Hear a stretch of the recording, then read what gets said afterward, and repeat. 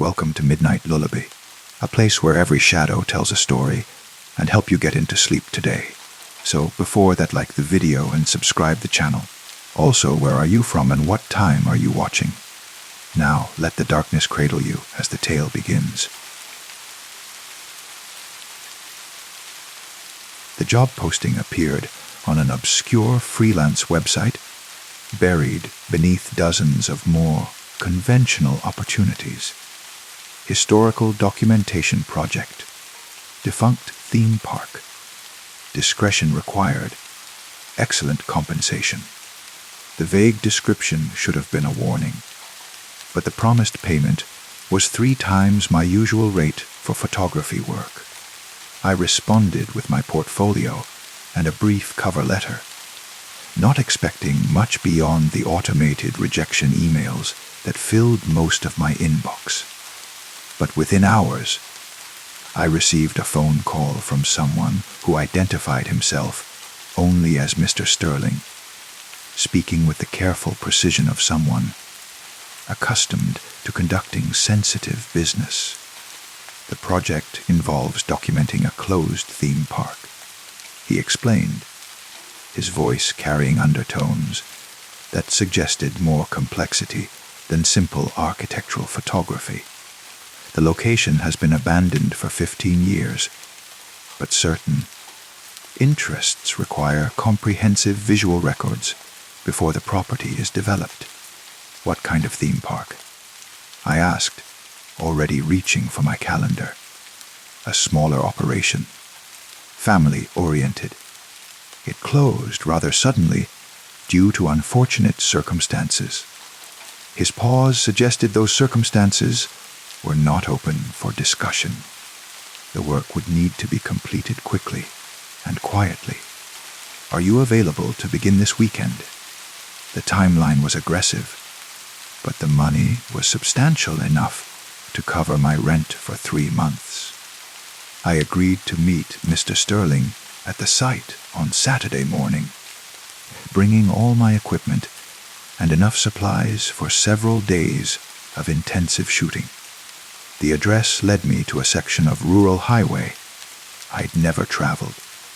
2 hours outside the city through farmland that gradually gave way to scrub brush and abandoned industrial sites. The landscape felt forgotten, as if this part of the world had been left behind by progress and development.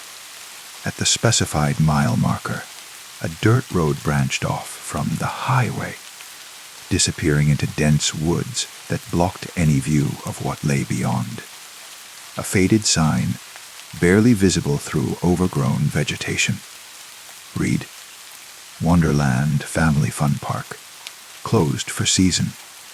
I followed the dirt road for nearly a mile before it opened into a vast parking lot, cracked asphalt webbed with weeds and small saplings that had pushed through the deteriorating surface.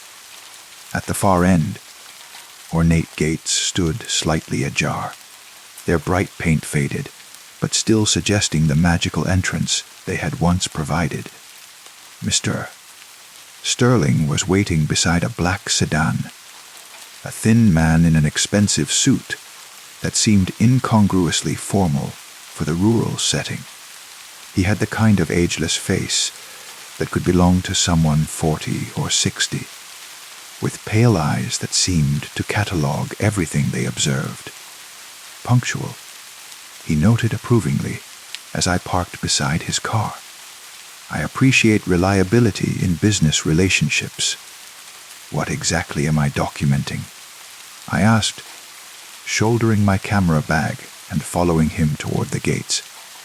Everything, he replied simply.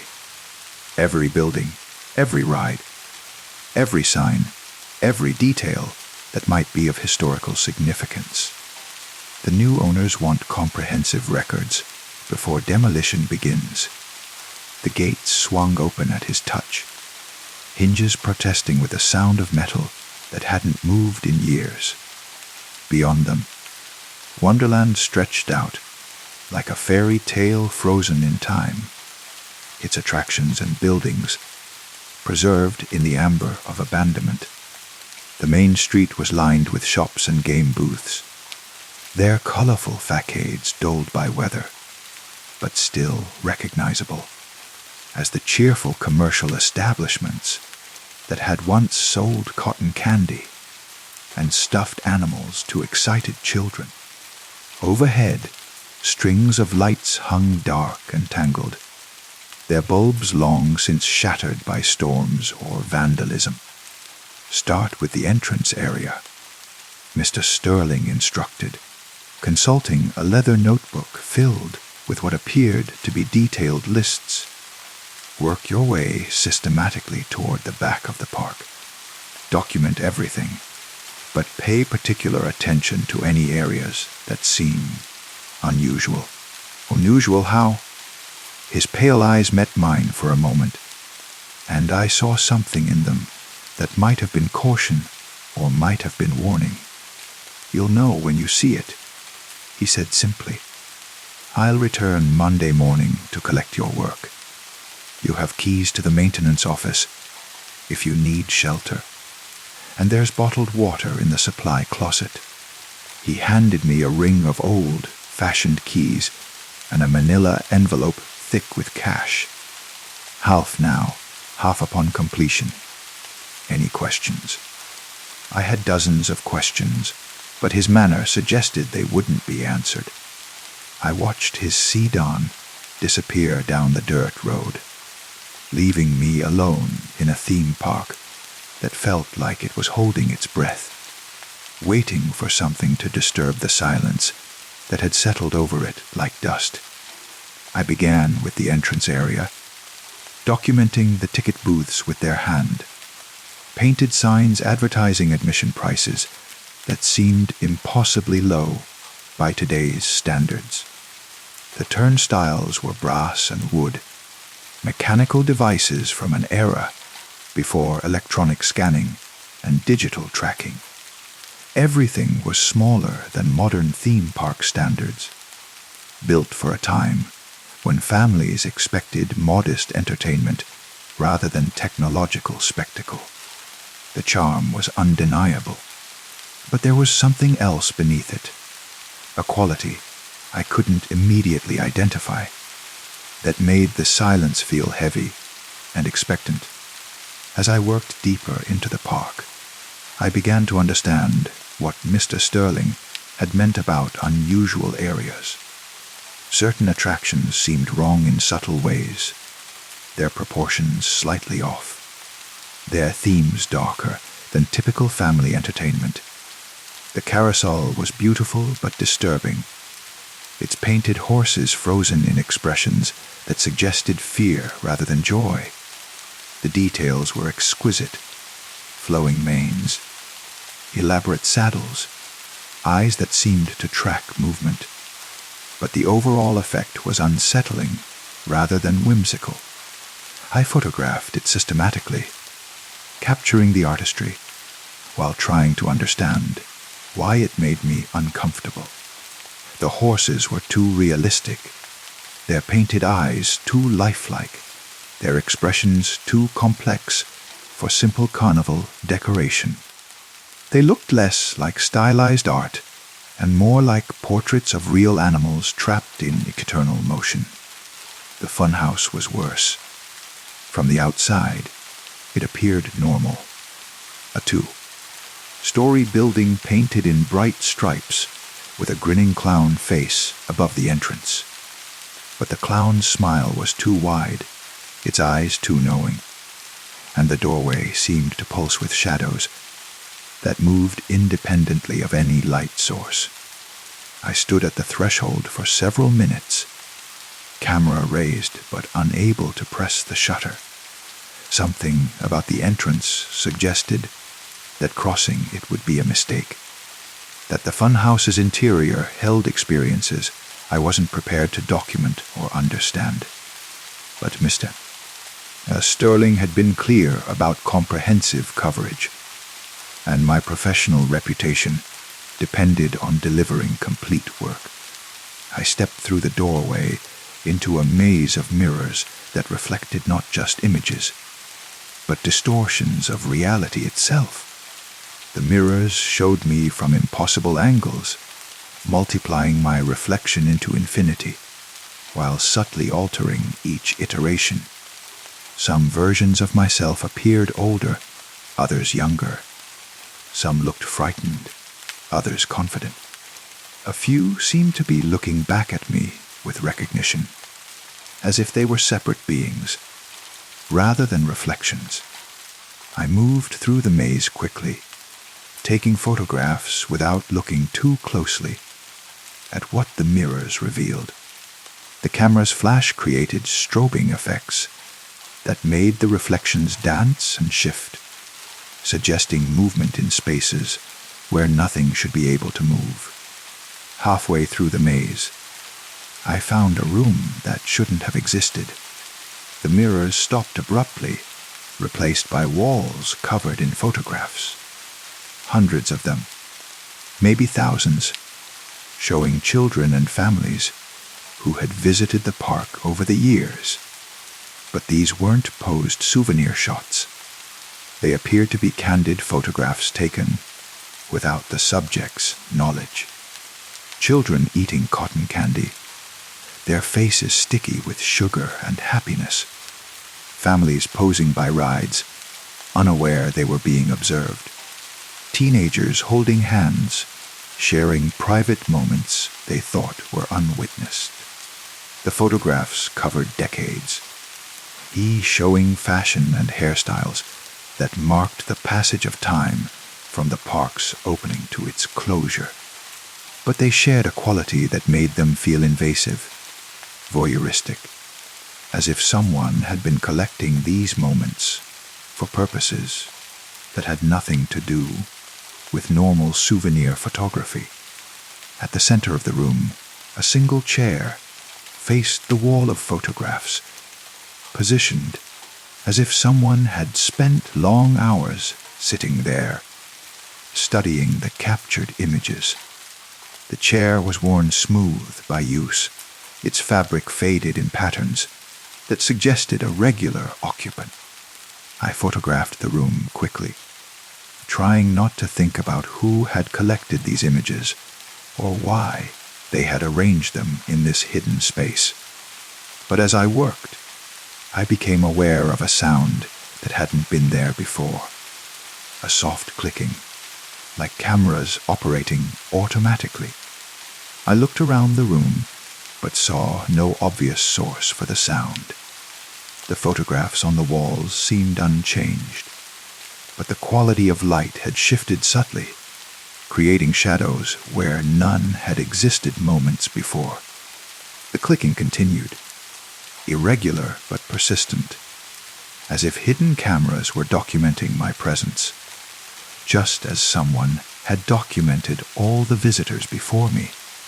I finished shooting and hurried out of the funhouse, grateful to return to the open air and normal sunlight. But the sense of being observed followed me as I continued through the park. Every attraction I documented seemed to have hidden corners, concealed spaces, vantage points from which unseen watchers could observe visitors without being detected. The park's design wasn't just about entertainment. It was about surveillance, about creating opportunities to study and record human behavior without consent or knowledge. The ride buildings all had windows that didn't match their external architecture, openings that looked inward rather than out. The game booths included mirrors positioned to reflect areas where families gathered. Even the restroom facilities had sight lines that allowed observation from multiple angles. As afternoon faded toward evening, I began to understand that Wonderland hadn't been a normal theme park at all. It had been something else entirely, something that used the facade of family entertainment to serve purposes I was only beginning to glimpse. The maintenance office, where Mr. Sterling had said I could shelter, was located in the back section of the park, near attractions that appeared more sophisticated than the quaint rides near the entrance. These newer additions suggested that Wonderland had been evolving, becoming something different in its final years.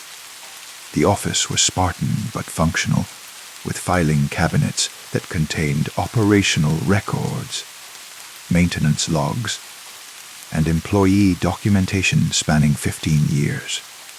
I wasn't supposed to examine these materials, but curiosity overcame professional restraint as I waited for darkness to fall. The early records were exactly what I expected: payroll information, safety inspections, customer complaint logs, standard theme park administration, dealing with the normal challenges of seasonal employment and mechanical maintenance. But the later files told a different story. Incident reports became more frequent and more serious. Children reported feeling watched, followed, uncomfortable in ways they couldn't articulate. Parents complained about staff members who seemed too interested in their families, who asked inappropriate questions about home, addresses, and family routines. Most disturbing were the reports of children who went missing temporarily, found hours later in areas of the park they claimed they'd never entered, with no memory of how they'd gotten there. The incidents were investigated, but the reports showed a pattern of incomplete documentation and inadequate follow-up. The final entry in the files was a single sheet of paper, dated 3 days before the park's permanent closure. State investigation pending. All operations suspended immediately. Staff terminated without notice. Property sealed by court order. No public statements authorized. Below that, in different handwriting, have research materials relocated to secure facility. Subjects notified of program discontinuation. Monitoring protocols remain active. Research materials. Subjects. Monitoring protocols. The language suggested that Wonderland's closure hadn't been due to financial problems or safety violations, but to the discovery of activities that went far beyond normal theme park operations. As full darkness settled over the park, I realized I needed to complete my documentation quickly and leave. Whatever research had been conducted here, whatever subjects had been monitored, the evidence suggested activities that were disturbing at best and criminal at worst. But as I prepared to resume photographing, I discovered that I was no longer alone in the park. Lights were moving through the attractions. Not the harsh beams of flashlights, but softer glows that seemed to emanate from the rides themselves. The carousel had begun turning slowly, its painted horses rising and falling in silent rotation. Music drifted from the area, not the cheerful melodies typically associated with carousels, but something slower, more melancholic, like a lullaby played in a minor key. Other rides were operating as well, their mechanical systems running despite having no power source that I could identify. The Ferris wheel turned with dreamlike slowness, its cars swaying gently, as if occupied by invisible passengers. Lights strung along the midway flickered in patterns that suggested celebration, though the park remained empty of any visible presence. I approached the carousel cautiously, camera ready to document whatever was causing the impossible activity. The horses moved with fluid grace, their painted eyes now definitely tracking my movement as I circled the platform. Up close, I could see that their expressions had changed. The fear I'd noticed earlier had been replaced by something more complex, more aware. The music grew louder as I watched, and I began to distinguish voices within the melody. Children singing, their words unclear, but their tone suggesting joy, rather than the melancholy I'd first perceived. The sound seemed to come from the horses themselves, as if the painted creatures were the source of the ethereal chorus. I raised my camera and began shooting, but the images on my LCD screen showed something different from what I was observing directly. The carousel appeared empty in the photographs, its horses motionless and silent, despite the movement and music I was experiencing in real time. The discrepancy between perception and documentation was disturbing in a way that made me question my own senses. Was I experiencing some kind of hallucination, or were the cameras failing to capture phenomena that existed beyond normal visual spectrum? I moved to other attractions, finding the same pattern everywhere. Rides operated with impossible energy. Lights glowed without power sources. Music played from systems that should have been silent, but my photographs showed only stillness. Only the abandoned decay I'd been documenting all day. The disconnect between experience and evidence was maddening. I was witnessing something extraordinary, but I had no way to prove it. No means of documenting what was actually happening in the park after dark. As I worked through the night, trying to capture images that might somehow show what I was seeing, I began to understand that Wonderland's research hadn't ended with the park's closure. The subjects being monitored weren't just the families who had visited during operating hours. They were anyone who entered the property, anyone who became part of the ongoing experiment. I was being studied, documented, analyzed. My reactions to the impossible phenomena were being recorded by systems I couldn't see, cataloged by observers I couldn't detect. The park hadn't been abandoned at all. It had simply changed the nature of its operations. The maintenance office suddenly felt less like shelter and more like a trap, a place where I could be contained while the real work of observation continued around me. I gathered my equipment and headed for the exit, no longer concerned about comprehensive documentation. But the gates that had opened easily for Mr. Sterling were now locked, secured with chains that hadn't been there when I entered. The keys he'd given me fit nothing, and the fence surrounding the property was too high to climb with my equipment. I was trapped in a theme park that operated by rules I didn't understand, subject to observation by entities whose purposes remained hidden. The research that had begun decades ago was continuing, and I had volunteered to become its latest subject. Dawn brought no relief from the situation, only a shift in the nature of what I was experiencing. The rides stopped their impossible operation. The lights faded to darkness. The music ended. But the sense of being watched intensified, became almost palpable in its constant pressure. Mr. Sterling arrived precisely when he'd promised, appearing at the gates as if they had never been locked, carrying coffee and pastries as if this were a normal business meeting. "Did you complete the documentation?" he asked, his pale eyes scanning my face with the same cataloging attention I'd noticed before. The gates were locked, I said instead of answering his question. I couldn't leave. Were they? His tone suggested mild surprise, but his expression remained unchanged. How strange.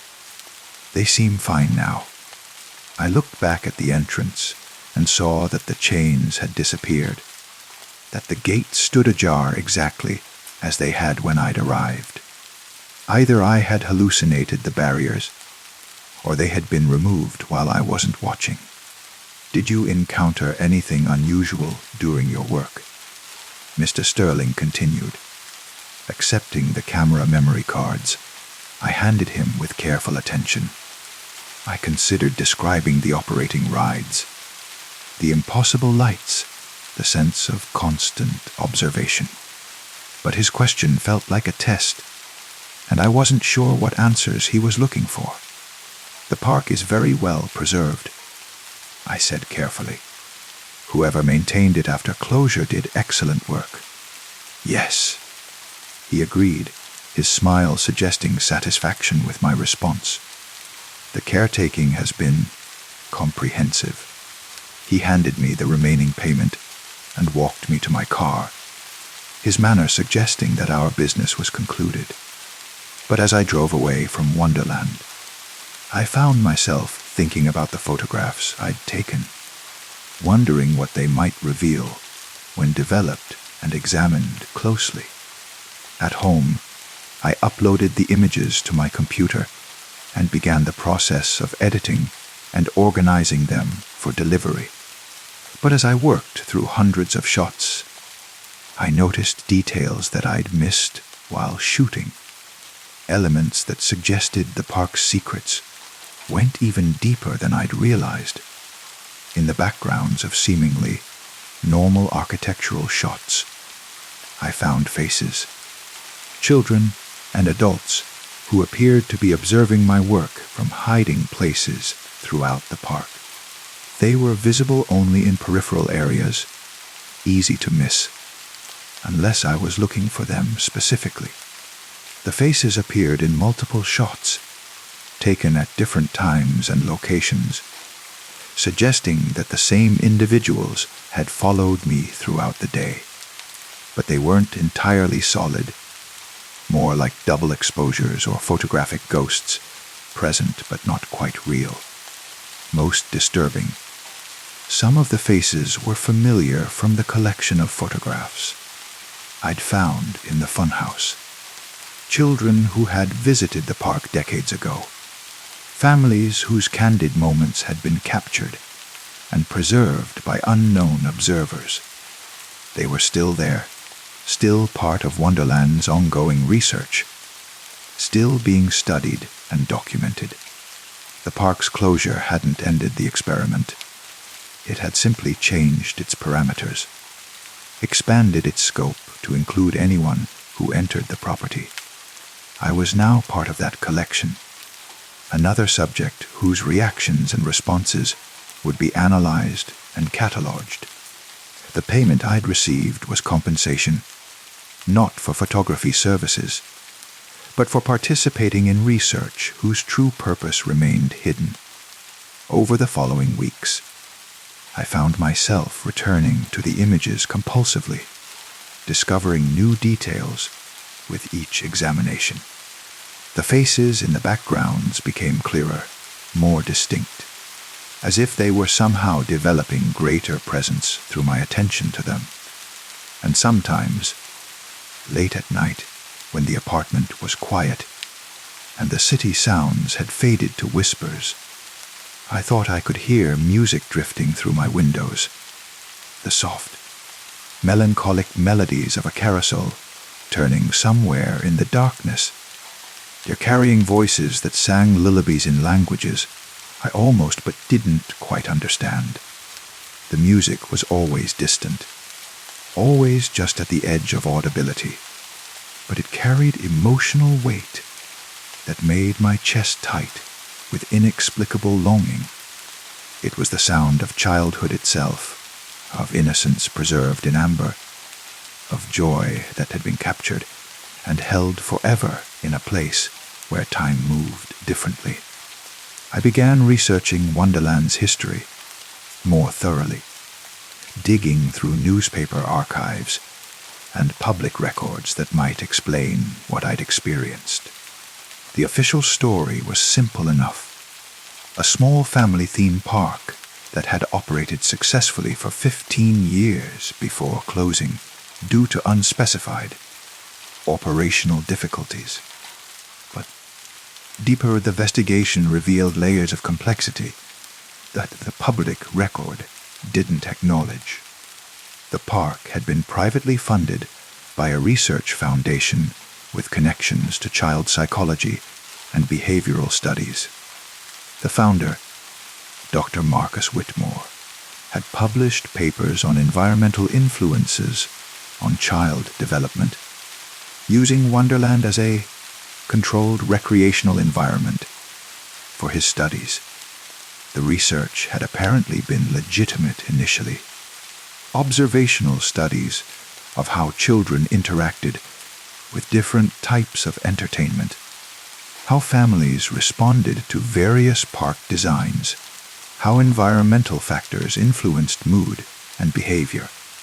Standard academic work that used the theme park as a natural laboratory.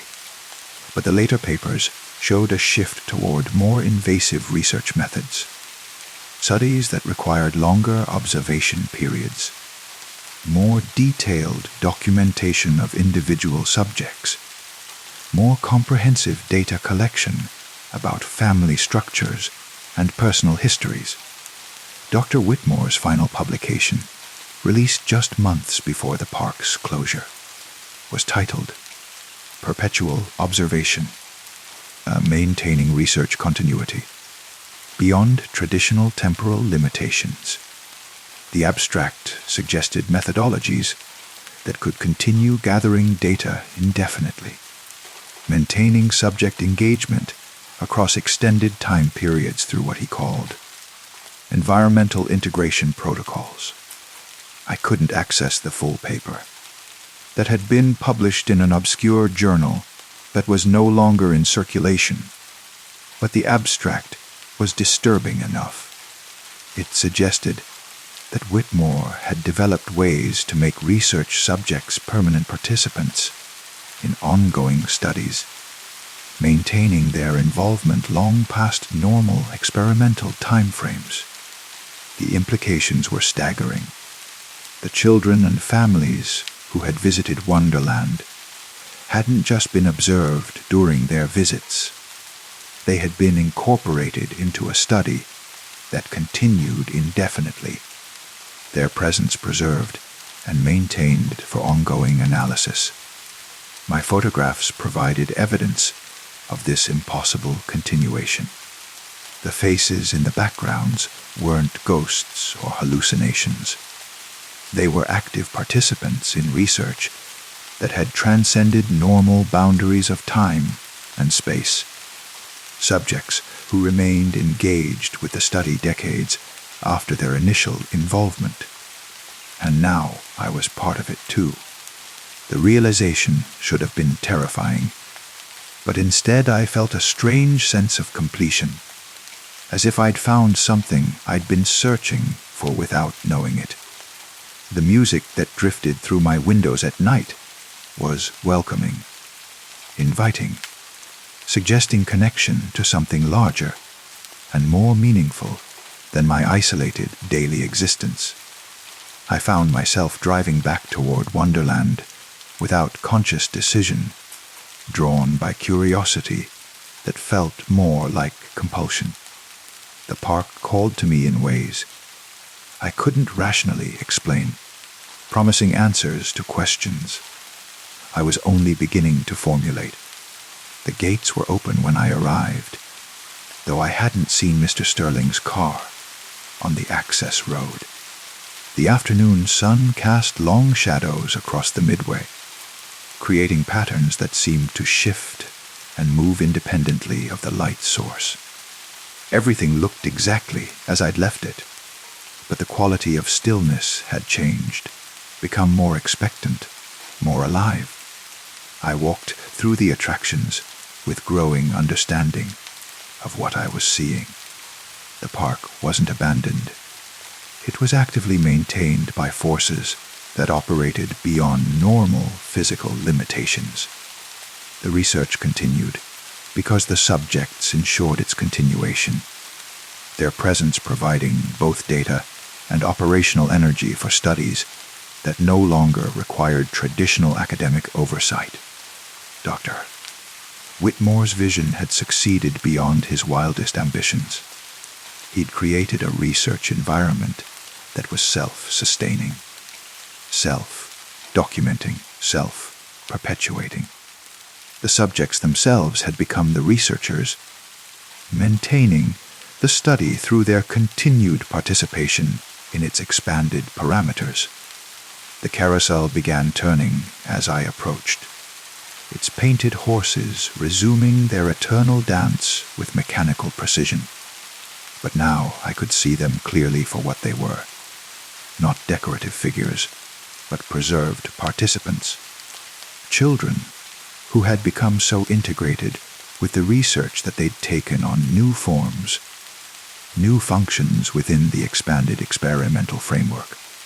Their eyes tracked my movement with intelligence and recognition, acknowledging my arrival as they had acknowledged countless others over the years. The music they generated was communication, invitation, explanation of how the system worked and what role I was being offered within its structure. I understood now why Mr. Sterling had chosen me specifically, why my particular combination of skills and isolation had made me suitable for recruitment. The research required documentation, needed someone who could capture and preserve the ongoing developments for analysis and refinement. The payment I'd received wasn't compensation for services. It was an advance on salary for a position that would last considerably longer than any normal employment contract. The funhouse beckoned with its impossible mirrors, its hidden chambers, its walls covered with photographs that documented decades of successful integration. I walked through its passages with new appreciation for the artistry involved, the sophisticated methods by which Dr. Whitmore had solved the fundamental problem of research continuation. In the central chamber, the chair that faced the wall of photographs was no longer empty. Dr. Whitmore himself sat there, unchanged by the 15 years since the park's official closure, studying his life's work with the satisfaction of someone whose vision had exceeded all expectations. He turned as I entered, his face showing the same careful cataloging attention I'd seen in Mr. Sterling's pale eyes. They were the same person, I realized, or perhaps different aspects of the same consciousness, adapted for different functions within the research framework. "Welcome," he said, his voice carrying harmonics that suggested multiple speakers, multiple perspectives united in common purpose. "We've been waiting for you to understand your role here." The photographs on the walls included images of me now, shots taken during my initial documentation work, capturing moments when I'd begun to grasp the true nature of what I was documenting.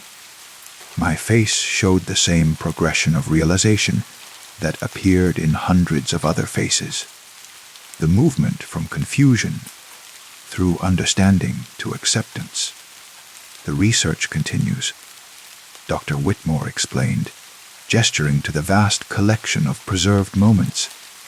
"It has become something far more significant than I initially envisioned.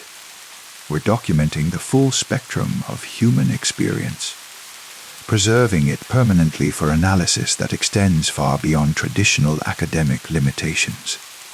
"How long?" I asked, though I wasn't sure. I meant how long the research had been continuing, or how long I would be expected to participate. "Time works differently here," he replied. "We measure progress in understanding rather than temporal units. Some subjects achieve integration quickly, while others require extended observation periods. But everyone eventually finds their proper role within the framework." I looked at the photographs again, seeing them now as a progress record, a visual documentation of how individuals had moved from subjects to participants to integral components of the research itself. The faces showed contentment, purpose, the satisfaction of people who had found meaningful work that would continue indefinitely. What about the outside world? I asked. Don't people notice when visitors don't return? Dar. Whitmore's smile suggested the question, revealed Nar, the thinking about the scope of his operation. We maintain appropriate contact with external systems. Bills are paid, obligations are met, explanations are provided when necessary. The integration process includes comprehensive life management services. The casual mention of life management services was both reassuring and terrifying. My external existence would be maintained while I transitioned into my new role, creating the illusion of normalcy, while I became something entirely different. And if I choose not to participate, choice implies alternatives, he replied gently. You've already seen too much, understood too much, become too integrated with the research parameters to return to your previous existence unchanged. The question isn't whether you'll participate, but how quickly you'll accept the advantages of full integration. He was right, and we both knew it. I'd been changed by my exposure to Wonderland's secrets, marked by my understanding of its true purpose. The music that called to me at night, the faces that appeared in my photographs, or the sense of belonging I felt in this impossible place. All of it indicated that my integration had already begun.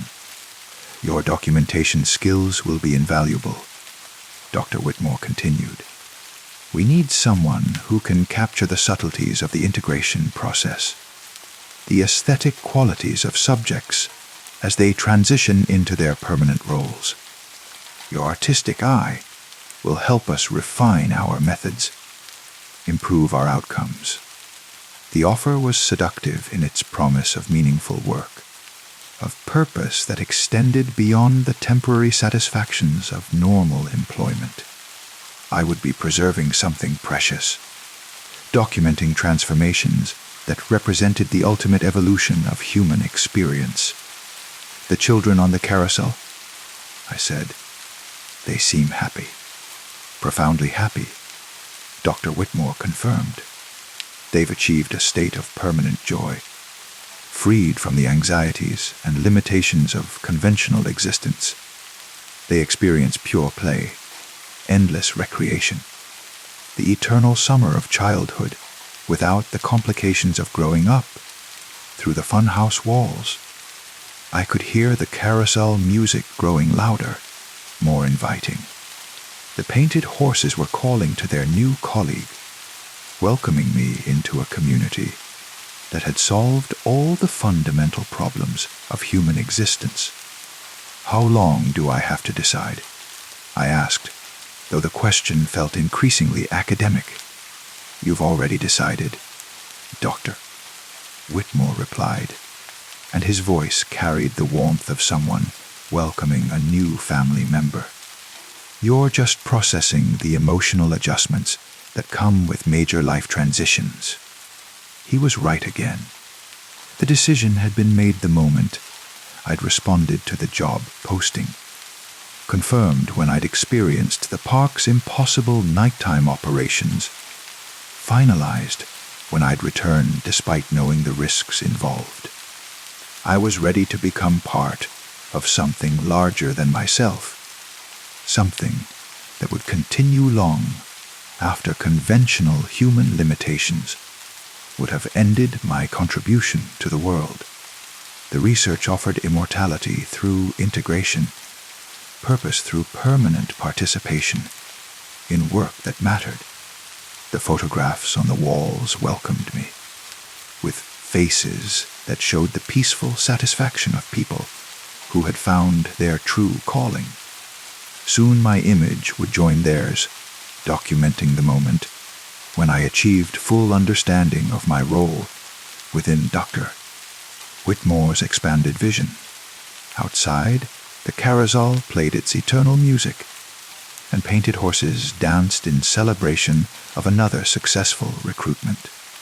The research continued, grew stronger, accumulated new perspectives that would enhance its ongoing exploration of human consciousness and possibility. I took my place in the chair beside Dr. Whitmore, facing the wall of preserved moments, ready to begin documenting the next phase of studies that would eventually encompass all of human experience. Through the funhouse mirrors, I could see multiple versions of myself settling into this new existence, each reflection showing a different aspect of the contentment that came with finally understanding my true purpose. The music played on, voices singing lullabies in languages that bypassed conscious thought and spoke directly to the part of the soul that yearned for connection, for belonging, for the eternal safety of never having to leave the places and people we loved most.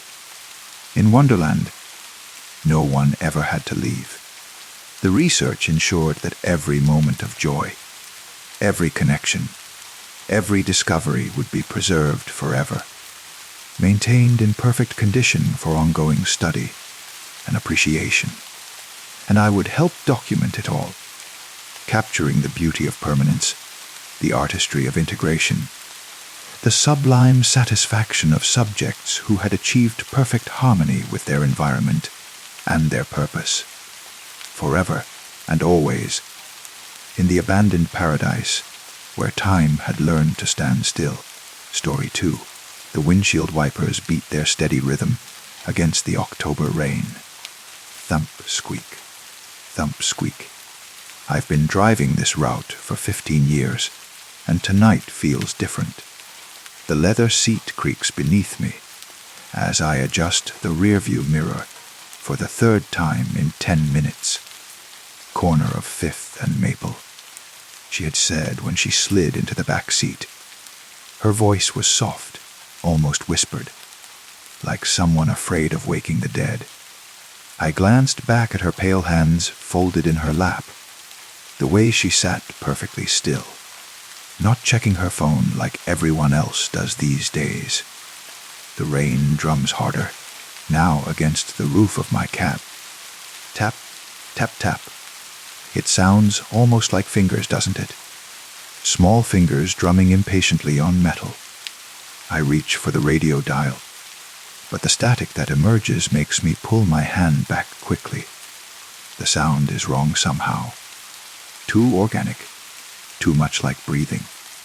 You're very quiet back there, I say to the rearview mirror.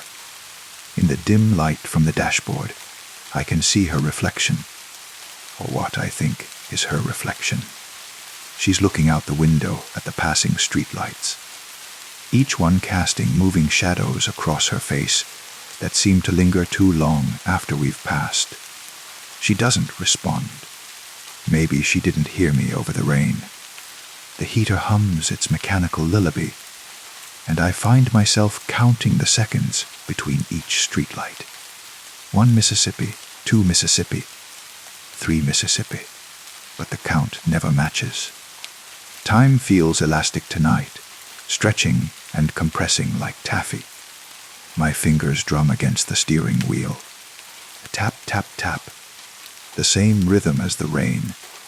The same rhythm as something else I can't quite place. A childhood memory, perhaps, of fingers tapping against my bedroom window late at night. But that was so long ago, wasn't it? Is this your usual route? She asks suddenly, and I nearly swerve. Her voice seems to come from everywhere at once. The back seat, the radio inside my own head. Yes, I manage, though I'm not entirely sure anymore.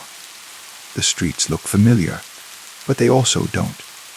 The buildings seemed taller than they should be, their windows dark and watching. When did they install those new streetlights? The ones that flicker in patterns that almost seem like Morse code. Flash, flash, pause. Flash, flash, flash, pause. I try to focus on the road, but the yellow lines seem to wiggle like snakes in my peripheral vision. The radio crackles again, and this time I hear something that makes my skin crawl. The faint sound of a children's song, played backwards and slowed down until it becomes a funeral dirge. Do you ever wonder? She says, her voice closer now, as if she's leaning forward, about the passengers who never reach their destination. My hands tighten on the steering wheel. The vinyl groans under my grip. What do you mean? But when I glance in the rearview mirror, all I see is empty space. Empty leather seat. Empty seatbelt hanging like a limp snake. The impression of where someone had been sitting, but no one there. I pull over to the curb, my heart hammering against my ribs like a trapped bird. The engine idles roughly, coughing and sputtering. I turn around to look directly at the back seat, my neck muscles protesting the sharp movement. Nothing. No one. The rain has stopped, I realize. When did that happen? The silence is worse than the sound. A heavy, expectant quiet that presses against my eardrums. I can hear my own breathing, fast and shallow, and the tick, tick, tick of the cooling engine. Hello, I call out, my voice cracking like a teenager's. The word echoes in the small space of the cab, bouncing off the windows and dashboard, before returning to me distorted, as if spoken by someone else entirely. I should drive back to the dispatch office, report the incident, file the paperwork, go home to my studio apartment and pretend this never happened. But as I put the car back in drive, I notice something that makes my blood turn to ice water in my veins. The meter is still running, still ticking away the fare for a passenger who isn't there. Our $47.50, $47.60, $47.70. The numbers climb steadily, accompanied by that soft electronic beeping that's been the soundtrack to my working life for 15 years. But now it sounds different, urgent, almost panicked, like a heart monitor in a hospital room when something goes wrong. I reach for the meter to turn it off, but my hand stops halfway there. What if she's still in the car? What if she never left? What if she's sitting right behind me, watching me with eyes I can't see, breathing on the back of my neck with breath I can't feel? The street light above my parked cab flickers once, twice, then goes out completely.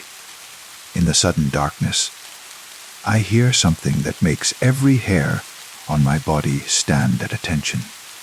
The soft creak of leather as someone settles into the back seat. Fifth and Maple. Comes the whisper, so quiet I might have imagined it. Please.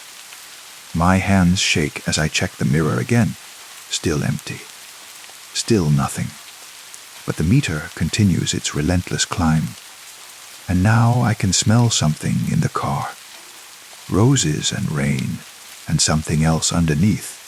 Something older and sadder, and somehow final. I drive. The familiar streets unfold before me like a recurring nightmare. I've driven this route thousands of times, but tonight every turn feels like a wrong turn. Every streetlight like a guardian watching my progress with inhuman patience.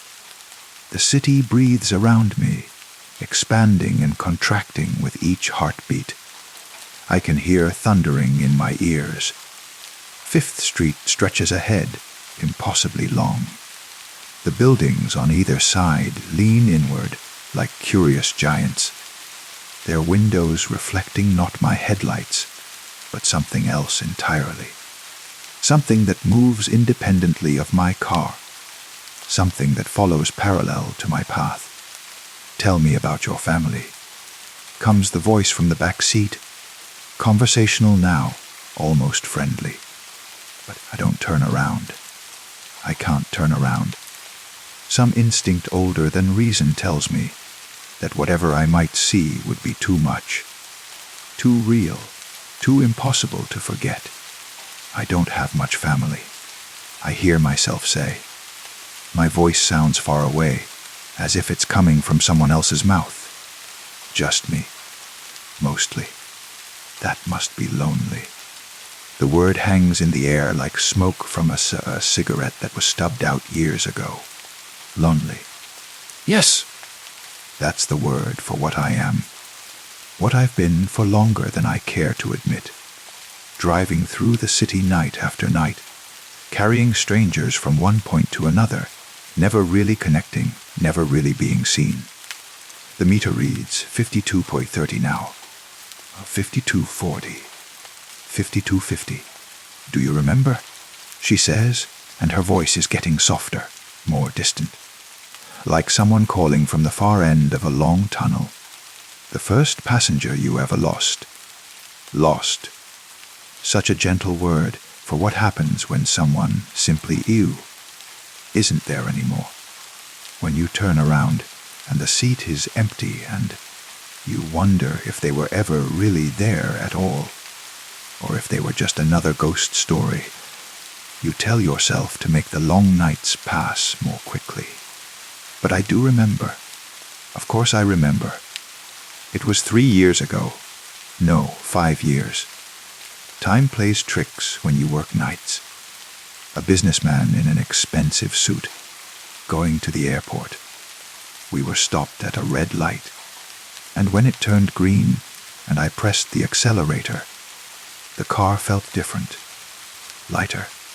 I looked back, and he was gone, but his briefcase was still on the seat, still warm to the touch. Everyone leaves eventually. I say to the rear-view mirror, to the empty space that might not be empty, to the presence I can feel but cannot see. Everyone except me. The words hit me like cold water, because I realize, with a clarity that cuts through the fog of confusion and fear, that she's right. She's the only one who has never left. She's been in my cab for how long now? Years. Decades. Every night, riding from nowhere to somewhere, paying a fare that never ends, talking in riddles about passengers and loneliness, and the spaces between heartbeats, where anything might hide. Maple Street appears ahead, materializing out of the darkness, like something conjured by wishful thinking.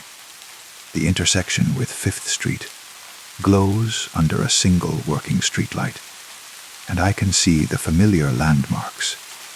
The 24-hour diner with its neon sign that's been flickering for as long as I can remember. The bus stop where no buses ever come. The phone booth that still works, even though nobody uses phone booths anymore. I pull up to the curb and put the car in park. The meter reads 58.90.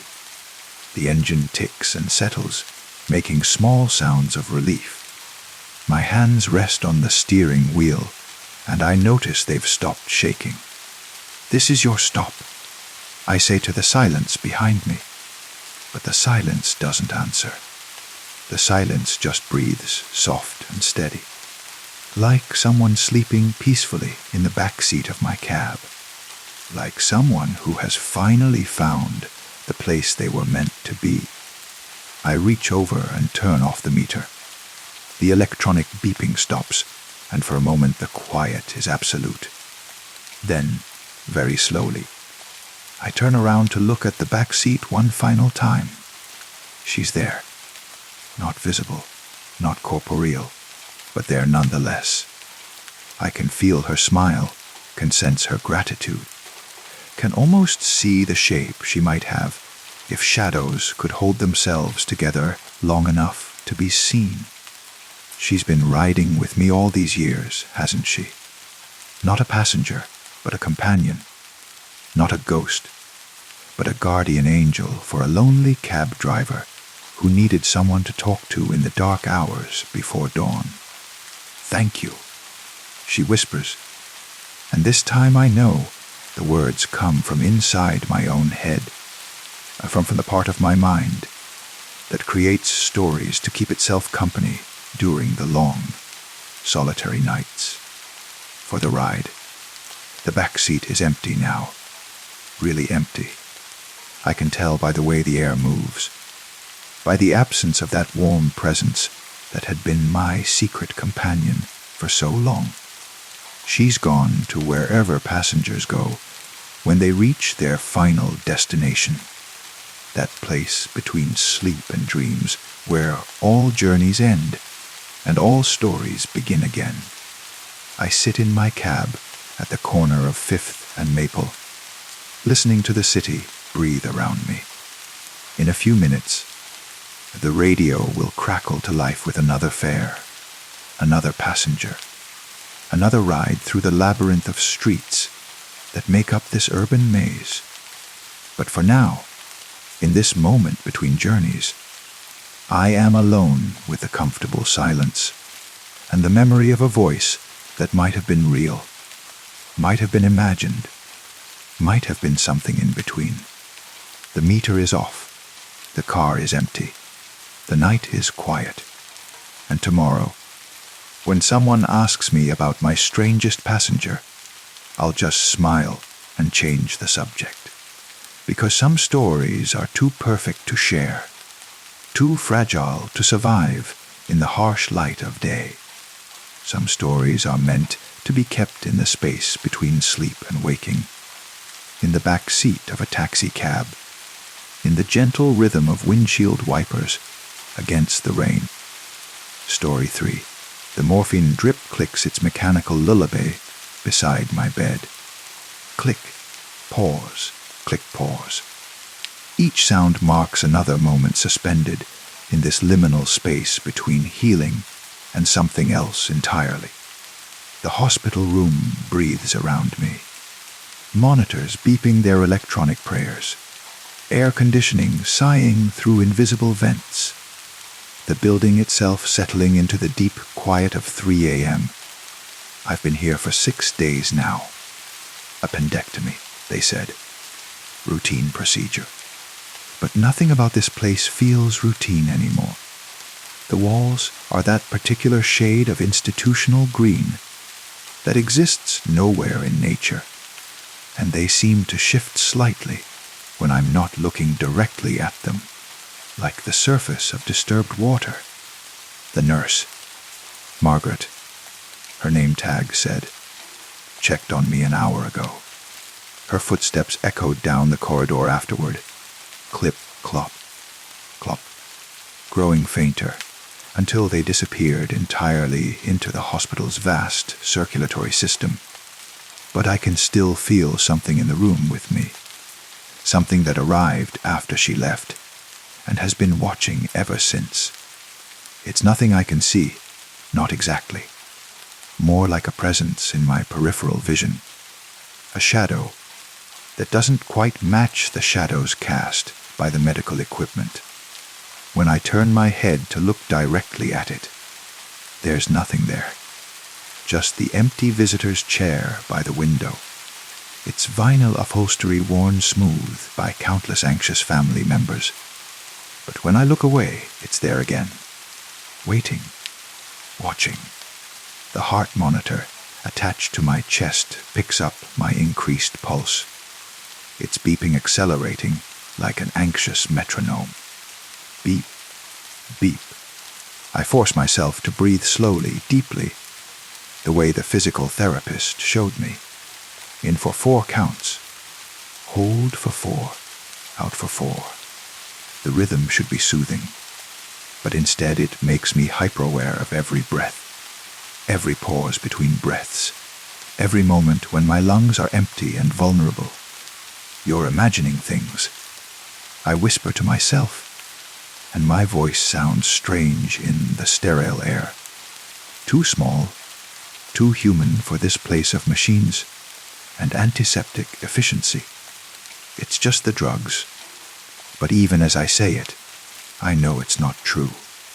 The morphine makes everything soft around the edges. Dreamlike and distant, but this presence is sharp, edged, and immediate. It has weight, substance, intention. It has been waiting for me to notice it.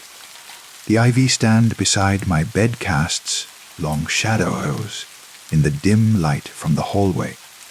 The shadows move slightly, imperceptibly, like someone breathing just out of sight. I focus on the red digital numbers of the clock on the wall 3017 a.m. The witching hour, my grandmother used to call it. The time when the veil between worlds grows thin, and things that shouldn't exist find ways to slip through the cracks. Tap, tap, tap. The sound is so faint I almost miss it, like fingernails against glass. Your fingertips drumming patiently on a hard surface. It comes from somewhere in the room, but I can't pinpoint the location. It seems to move, circling the perimeter of my awareness like a cat stalking prey. I press the call button beside my bed. The red light glows reassuringly, and somewhere down the hall, a soft chime announces my need for human contact. But minutes pass, and no one comes. The hospital feels different at night, emptier, more vast. The day shift nurses move with purpose and efficiency, but the night shift moves like sleepwalkers, drifting through routines they've performed so many times they could do them with their eyes closed. Maybe they are sleeping.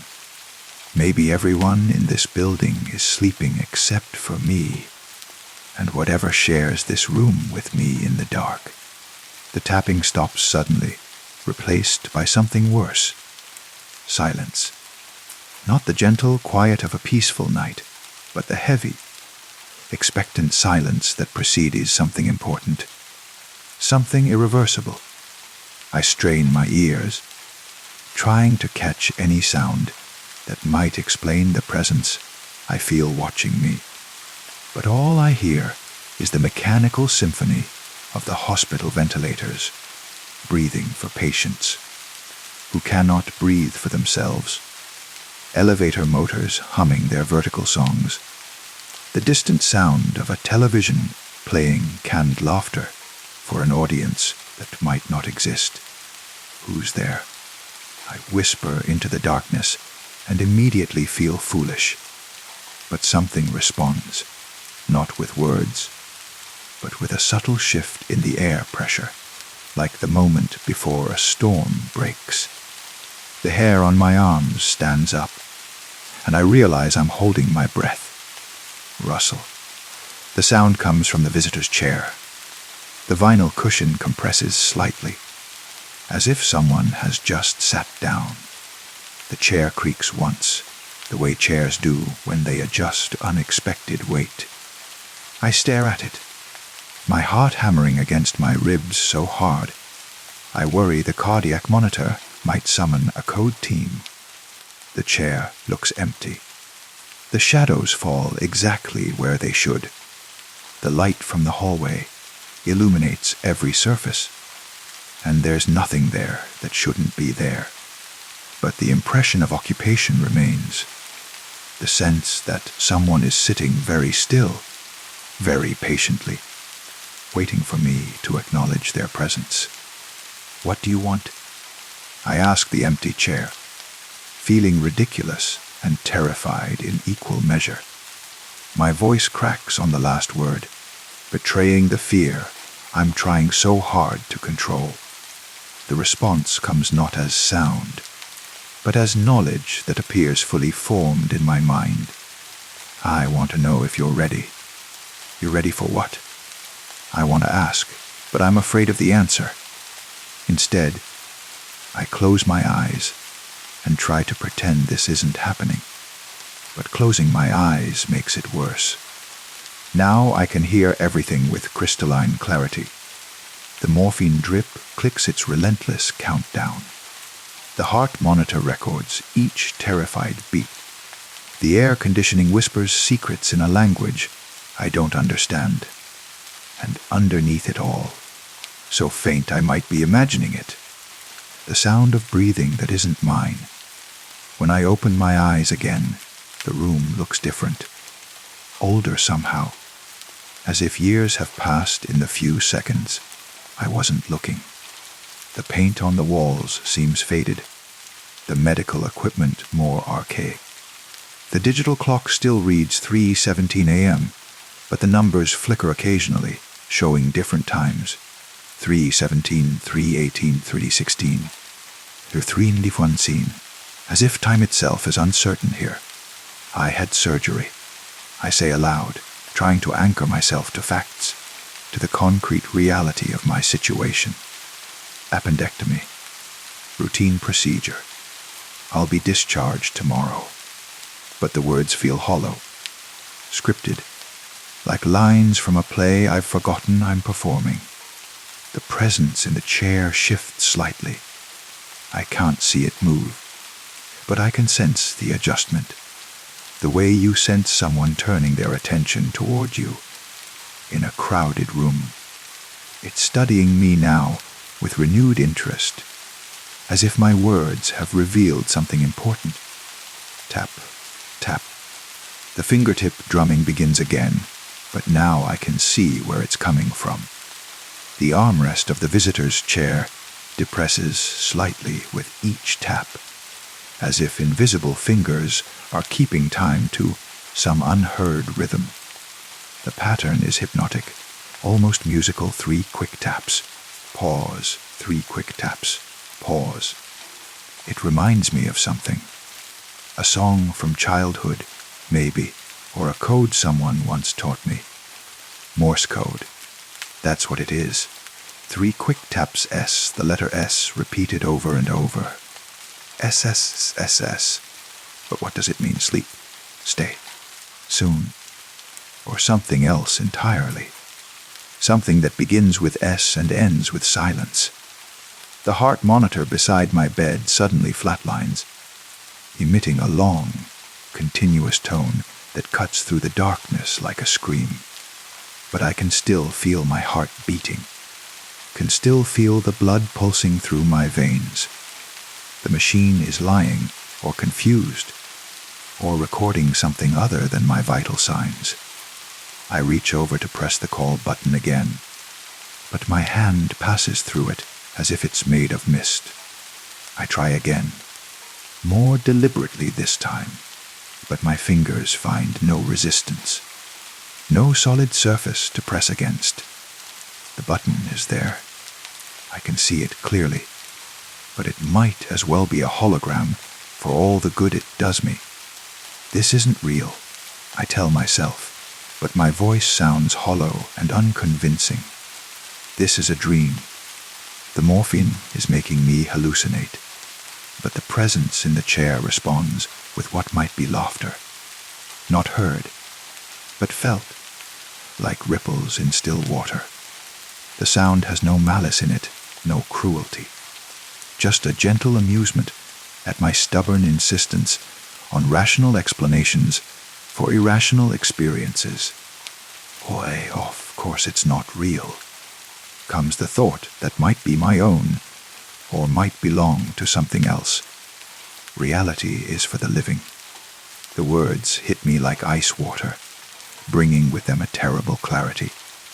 I remember now, not the surgery, not the routine appendectomy, but the moment when everything went wrong. The moment when the anesthesia was too much, when my heart stopped beating, when the monitors screamed their electronic warnings, and the medical team rushed in with their paddles and their desperate procedures. I remember floating above my own body, watching them work, feeling detached and strangely peaceful. I remember thinking that it wasn't so bad, This dying thing. Not painful at all, really. Just quiet. How long? I asked the presence in the chair, and now I understand who it is, why it's been watching me so patiently. It's the part of me that already knows the answer, the part that has been waiting for the rest of me to catch up. The morphine drip stops clicking. The heart monitor falls silent. The air conditioning ceases its mechanical breathing. Even the distant sounds of the hospital fade away, leaving only the profound quiet that exists in the spaces between heartbeats, between thoughts, between one moment and the next. 6 days comes the answer from the chair, from my own mind, from the gentle voice of acceptance I've been trying so hard not to hear. You've been gone for 6 days. I look down at my hands and see them clearly for the first time. Translucent, insubstantial, more memory than flesh. The IV needle passes through my arm without touching it. The hospital gown hangs on nothing at all. I am here and not here, present and absent, caught in the liminal space between being and not being. The funeral was yesterday. I tell myself, and somehow I know it's true. I can see it clearly now. My sister weeping in the front pew. My coworkers filing past the casket with their uncomfortable condolences. My neighbor, who always waved when I walked my dog, standing in the back of the chapel. Tears streaming down his weathered face. They mourned me.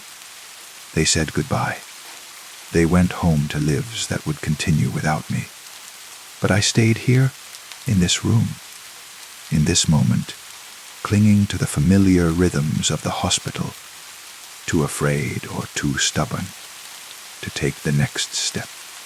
The presence in the chair isn't something to fear. It's something to follow. It's the part of me that understands what comes next, that has been waiting patiently for the rest of me to be ready. I don't want to go, I whisper, and the admission brings with it a profound sadness. Not fear, exactly, but grief for all the things I'll never see, never experience, never say to the people I loved. I know, comes the gentle response. No one ever does. But staying here isn't really living, is it? And I realize it's true. This liminal existence, this half, life in a hospital room that no longer exists in the world of the living, is just another kind of death. A slower death, perhaps, but death nonetheless. The real world has moved on without me. The only choice I have left is whether to move on as well, or remain forever trapped in this moment between moments. The visitor's chair creaks one final time, and I sense the presence rising, preparing to leave. But it waits for me, patient as it has been for 6 days, ready to guide me to whatever comes next. I take a deep breath, or the memory of a breath, and slowly swing my legs over the side of the bed. My feet don't quite touch the floor. But that's all right. I don't need to walk where I'm going. I don't need anything at all except the courage to let go of this place, this room, this last desperate grip on a life that has already ended. Will it hurt? I ask the presence that might be my guardian angel or might be my better self. No, comes the answer, warm and certain. It feels like coming home. Together, we turn toward the door. Not the door to the hospital corridor, but another door entirely, one made of soft light and infinite possibility. Behind us, the monitors fall silent forever. The room empties of everything but shadows and dust motes, dancing in the pale fluorescent light. And somewhere in the world of the living, a night nurse making her rounds notices that room 237 feels different tonight. Lighter somehow, as if a burden that had been pressing down on it for days has finally been lifted. Story 4. The television flickers on at exactly 3:33 a.m., pulling me from the edge of sleep with its sudden electric glow. I hadn't left it on. I'm certain of that. I always turn off all the electronics before bed, a habit ingrained by years of my father's lectures about wasted electricity and house fires. But here it is, humming its electronic lullaby in the corner of my bedroom, casting dancing shadows across the walls. Static fills the screen at first, that familiar snow pattern of white and black dots that used to mean late. Night programming had ended, but this static feels different, more purposeful, more alive. It pulses with a rhythm that almost matches my heartbeat, and I find myself staring at it, mesmerized by the way the patterns seem to form shapes just at the edge of recognition. Then the snow clears, and something else begins. The screen shows what appears to be a children's television program, but one I don't remember from my own childhood. The production values are clearly from decades past. Grainy film quality, washed-out colors, that slightly surreal atmosphere that old children's shows always seemed to possess. A title card appears in friendly, hand-drawn letters. Candle Cove. I should get up and turn it off. I should go back to sleep. But something about the show draws me in, holds my attention with invisible threads. Maybe it's nostalgia for a simpler time, or maybe it's just the hypnotic quality that all late night television possesses, that strange magnetism that keeps you watching infomercials for products you'll never buy. The opening sequence shows a pirate ship sailing through waters that look more like television static than actual ocean. The ship itself is crudely constructed, like something built by children from cardboard and imagination, but it moves with purpose through the pixelated waves. Puppet characters line the deck, pirates with button eyes and yarn hair, their felt faces frozen in permanent expressions of joy or menace. "Welcome aboard the laughingstock," says the captain, a tall puppet with a tricorn hat that seems too large for his head. His voice is strange, processed through what sounds like several layers of audio distortion, giving it an otherworldly quality. I'm Captain Percy, and today we're sailing to the Skin Taker's Cave. The Skin Taker. The name sends an inexplicable chill down my spine, though I can't say why. It's just a children's show, after all.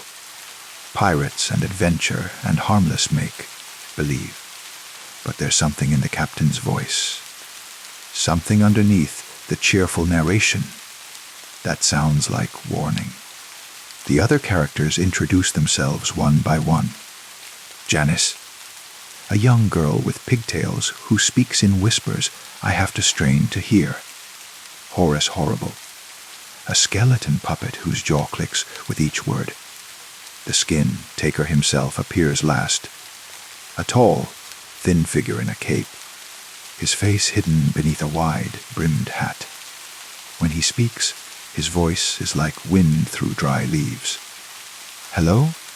Children," the Skin Taker says, and his head turns toward the camera, toward me, as if he can see through the screen into my darkened bedroom.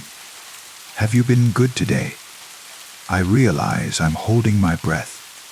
The question hangs in the air between us, and I have the absurd impulse to answer, to tell this puppet creature about my day, my fears, my dreams. But I remain silent, transfixed by the strange program unfolding before me. The episode, if it can be called that, follows no conventional narrative structure. The pirates sail from location to location without apparent purpose. They have conversations that make no sense, full of non-sequiturs and references to events that are never explained. Sometimes the audio cuts out entirely, leaving only the characters' mouths moving soundlessly while I try to read their lips. Do you remember this show?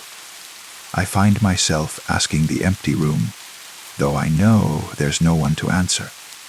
But the question feels important somehow, as if remembering might unlock something crucial about my past, about the person I used to be before I became who I am now. The memory surfaces slowly, like something rising from deep water. I'm 7 years old again, sitting in my grandmother's living room on a summer afternoon. The old television set hums and crackles, and Candle Cove flickers across the screen. But when I ask my grandmother about the show, she looks at me strangely. What show? Sweetheart. All I see is static. The memory dissolves as quickly as it came, leaving me uncertain whether it was real or something constructed by my sleeping mind. But the unease remains, that feeling of watching something I shouldn't be watching, of seeing something that wasn't meant to be seen. On screen, the pirates have reached their destination, a cave entrance that looks like a gaping mouth in the side of a cliff. The water around the ship has turned dark, almost black, and strange shadows move beneath the surface. Captain Percy steers the laughingstock toward the shore, with hands that shake slightly, as if he too is afraid of what they'll find inside. "This is where the children sleep," whispers Janice, her voice so quiet I have to lean forward to hear her. "This is where they dream their last dreams." The skin taker laughs, a sound like breaking glass.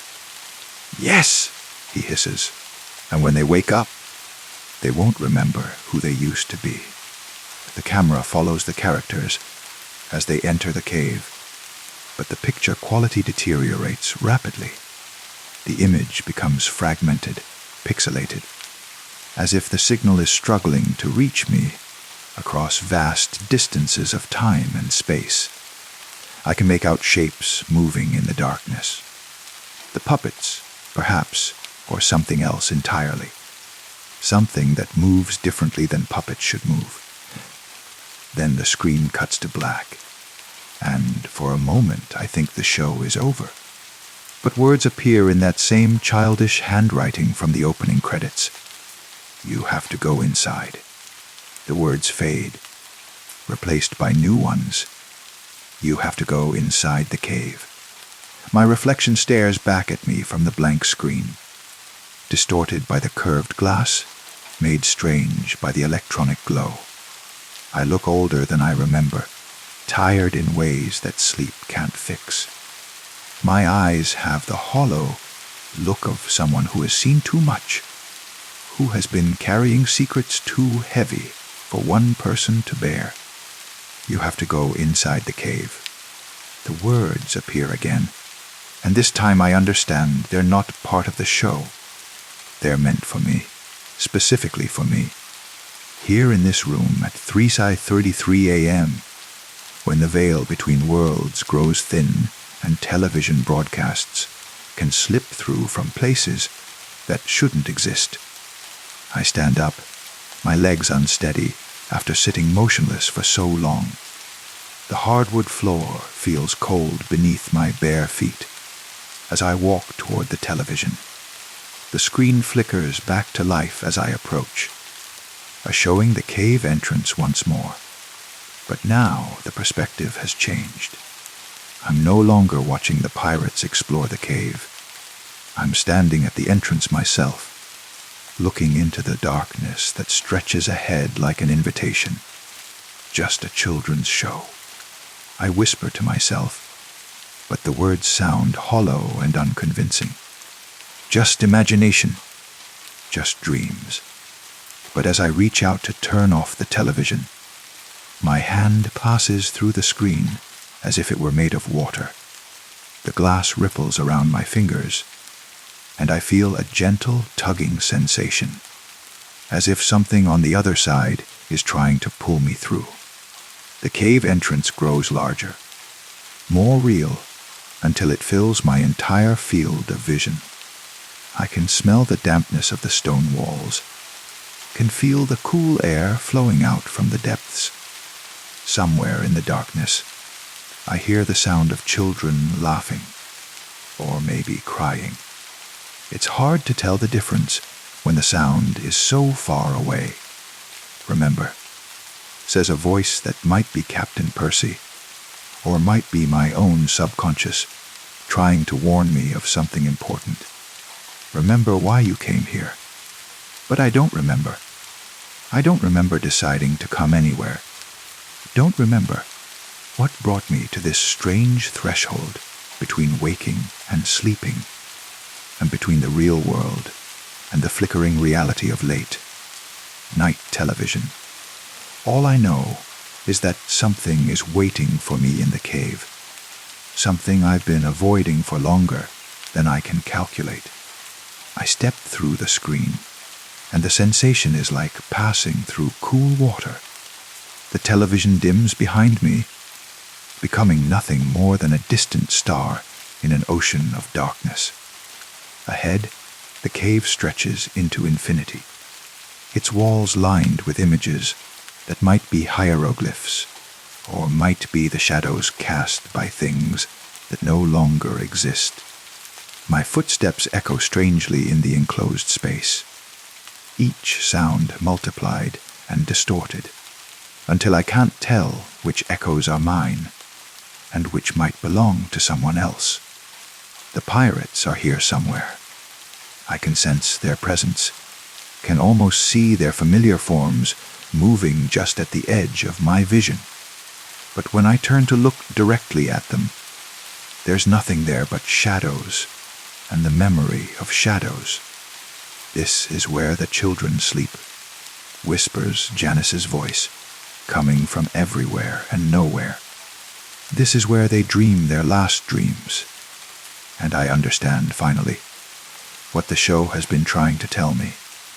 This cave, this place between television static and childhood memories, is where all the lost things go.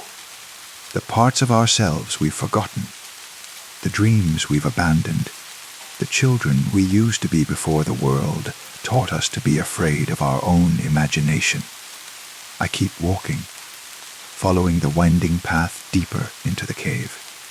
The walls are lined with television screens now, each one showing a different version of Candle Cove, different episodes featuring different children who found their way here through late night broadcasts and sleepless nights, and the hypnotic pull of stories that shouldn't exist.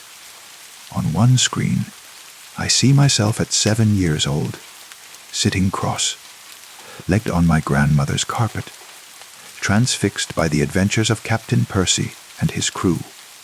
On another, I'm 12, staying up past my bedtime to catch reruns that only seemed to play when my parents were asleep. Each screen shows a different age, a different version of myself, but all of them wearing the same expression of fascinated terror that I remember feeling whenever the show came on. "You've been watching for so long," says the skin. Taker, his voice echoing from somewhere ahead in the darkness, waiting for the story to make sense, waiting for the ending that never comes. The path begins to slope upward now, leading toward a faint light that might be daylight or might be something else entirely. My legs feel heavy, as if I'm walking through water, but I force myself to continue. Behind me, the television screens flicker and fade one by one, until only the sound of my footsteps remains. The cave opens into a vast chamber, its ceiling lost in shadows high above. In the center sits an enormous television, old and bulky like the ones from my childhood, its screen easily 20 feet wide. The image it displays is crystal clear, clearer than any television should be able to produce, showing the deck of the Laughingstock in perfect detail. But the ship is different now. The cardboard and felt construction has been replaced by real wood and metal. The puppet strings are gone, and the characters move with fluid, natural motion. Captain Percy stands at the helm, his button eyes now real and alive, looking directly at me with an expression that might be sympathy or might be hunger. "Welcome aboard," he says, and his voice carries clearly across the chamber without the electronic distortion I remember. "We've been waiting for you to join the crew." Or Janice steps forward, no longer a puppet with yarn hair, but a real girl about my age, or the age I was when I first saw the show. Her pigtails bounce as she nods enthusiastically. "We can sail anywhere," she says, her whisper now clear and musical. "We can go to all the places that only exist in the spaces between channels." Horace Horrible grins his skeletal grin, but somehow it no longer looks threatening. Even the skin taker has changed. His cape flows like real fabric in a wind that doesn't exist. And though his face remains hidden beneath his wide, brimmed hat, I can sense something almost kindly in his posture. The static was just the beginning. The skin taker explains, his voice now warm and oddly comforting. "The real show starts when you stop watching and start participating. I understand now why I've been drawn back to this program night after night, year after year. It wasn't nostalgia or hypnotic fascination. It was recognition. Some part of me has always known that Chandel Cove was more than just a television show, more than just the product of some forgotten children's programming executive. It was an invitation, extended to children who felt lost in the waking world, who needed a place where imagination could become reality. But I'm not a child anymore," I say to the assembled crew, and my voice sounds strange in the vast chamber, smaller and more uncertain than I intended. Captain Percy laughs, a sound like wind chimes in a gentle breeze. "None of us are," he replies. "But that doesn't mean we can't remember how to play." The ship's gangplank extends toward me, solid and real despite the impossibility of its existence, inside a television screen, inside a cave that may or may not be part of a dream. I can smell the salt spray from an ocean that exists only in the static between channels, can feel the warm sunlight of a sky that has never known clouds or storms. "Where do we sail to?" I ask, and I'm surprised to find that I genuinely want to know the answer. "Everywhere," Janice says simply. "Everywhere that's ever been imagined, and some places that haven't been thought of yet." I take a step toward the gangplank, then pause. "What about my life? My job, my responsibilities, the people who depend on me?" The skin taker tilts his head, considering the question. "They'll manage," he says finally. "They always do. The world of schedules and obligations will keep turning without you, just like it did before you were born. But this only exists as long as there are people who remember how to wonder." Behind me, I hear the distant sound of static growing louder.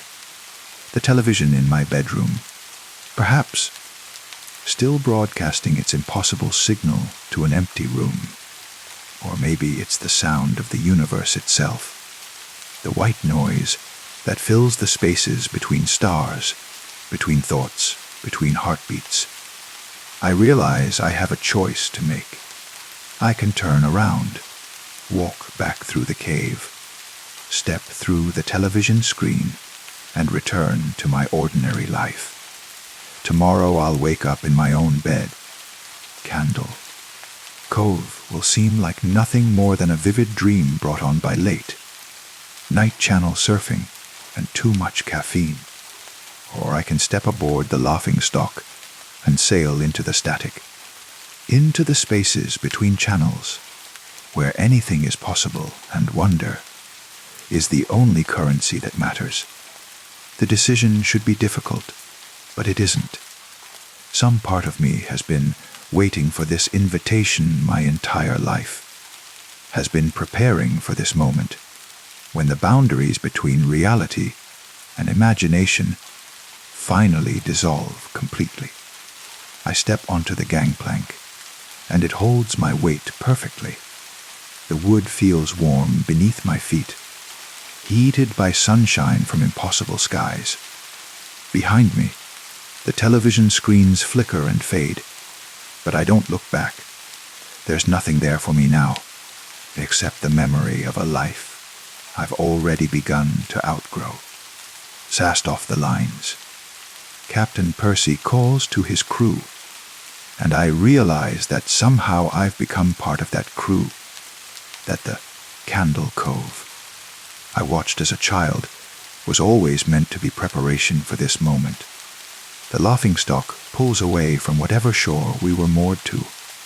Reality, perhaps, or sanity, or simply the stubborn insistence that television shows can't be real. We sail into the static, and the interference becomes a gentle ocean breeze.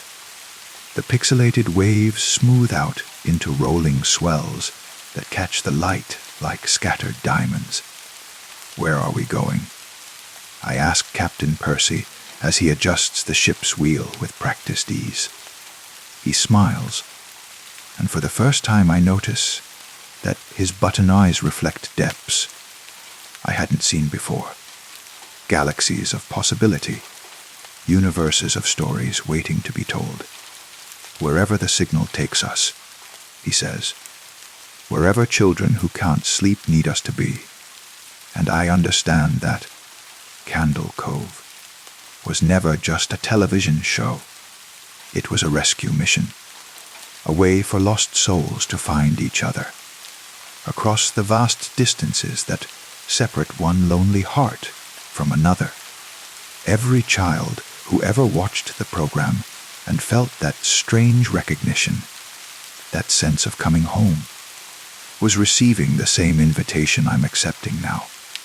The ship sails deeper into the static, and behind us, television screens around the world flicker with brief glimpses of our passage, just enough to let other wanderers know that the invitation still stands, that somewhere between channels, a crew of impossible pirates sails an impossible ship through waters made of dreams and starlight. In my bedroom, the television finally goes dark, its signal lost, or perhaps completed. The room falls silent, except for the soft whisper of air through the vents, and the distant sound of traffic from the street outside. An empty bed, rumpled sheets, and the faint scent of salt spray that might be imagination or might be something more. Somewhere in the static between sleeping and waking, between memory and dream, the laughingstock sails on through seas that exist only in the spaces between heartbeats, carrying its crew of lost children who finally found their way home. Story 5. The fluorescent lights hum their endless electric hymn above my head, casting everything in that particular shade of yellow that exists nowhere in nature. Buzz flicker, buzz flicker. The sound should be annoying, but after what might be hours or days, it's become almost comforting. the constant companion in this maze of identical corridors and rooms that stretch on forever. I remember falling through. That's the only way to describe it, though it makes no logical sense. One moment I was in the supply closet at work, reaching for a box of printer paper on the top shelf, and the next I was tumbling through what felt like the floor itself, through layers of reality that gave way like wet cardboard. I landed hard on this damp, yellowed carpet that squishes unpleasantly beneath my feet with every step. The walls are all the same, that institutional beige color that suggests government buildings and old office spaces, punctuated by patches of water damage that bloom across the surface like abstract flowers.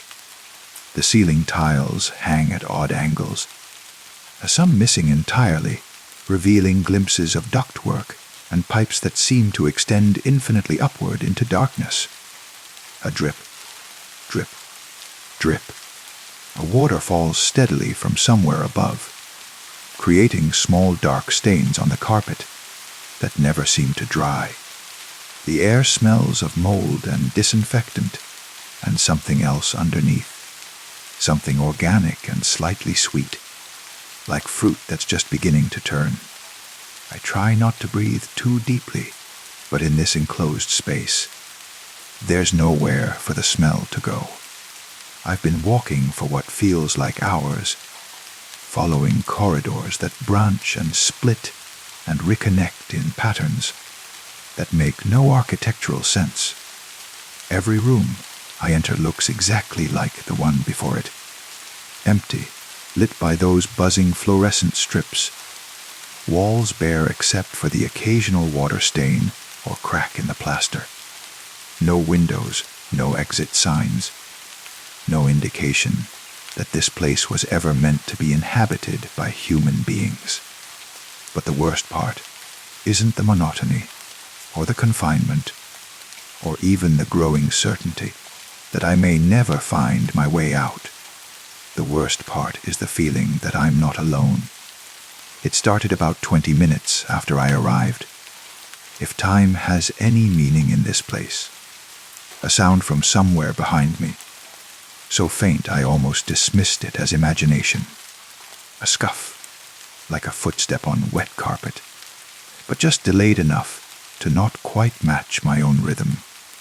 When I stopped to listen, the sound stopped too. When I started walking again, it resumed after the briefest pause. I told myself it was an echo, some acoustic quirk of the empty rooms and corridors. But echoes don't wait. Echoes don't hesitate. Echoes don't seem to be getting closer. Scuff pause. Scuff pause. Pause. There it is again. That deliberate footfall that shadows my own movement through this impossible space. I turn around quickly, hoping to catch a glimpse of whatever is following me. But the corridor behind me stretches empty and yellow into the distance by the same flickering fluorescent lights that illuminate everything in this place.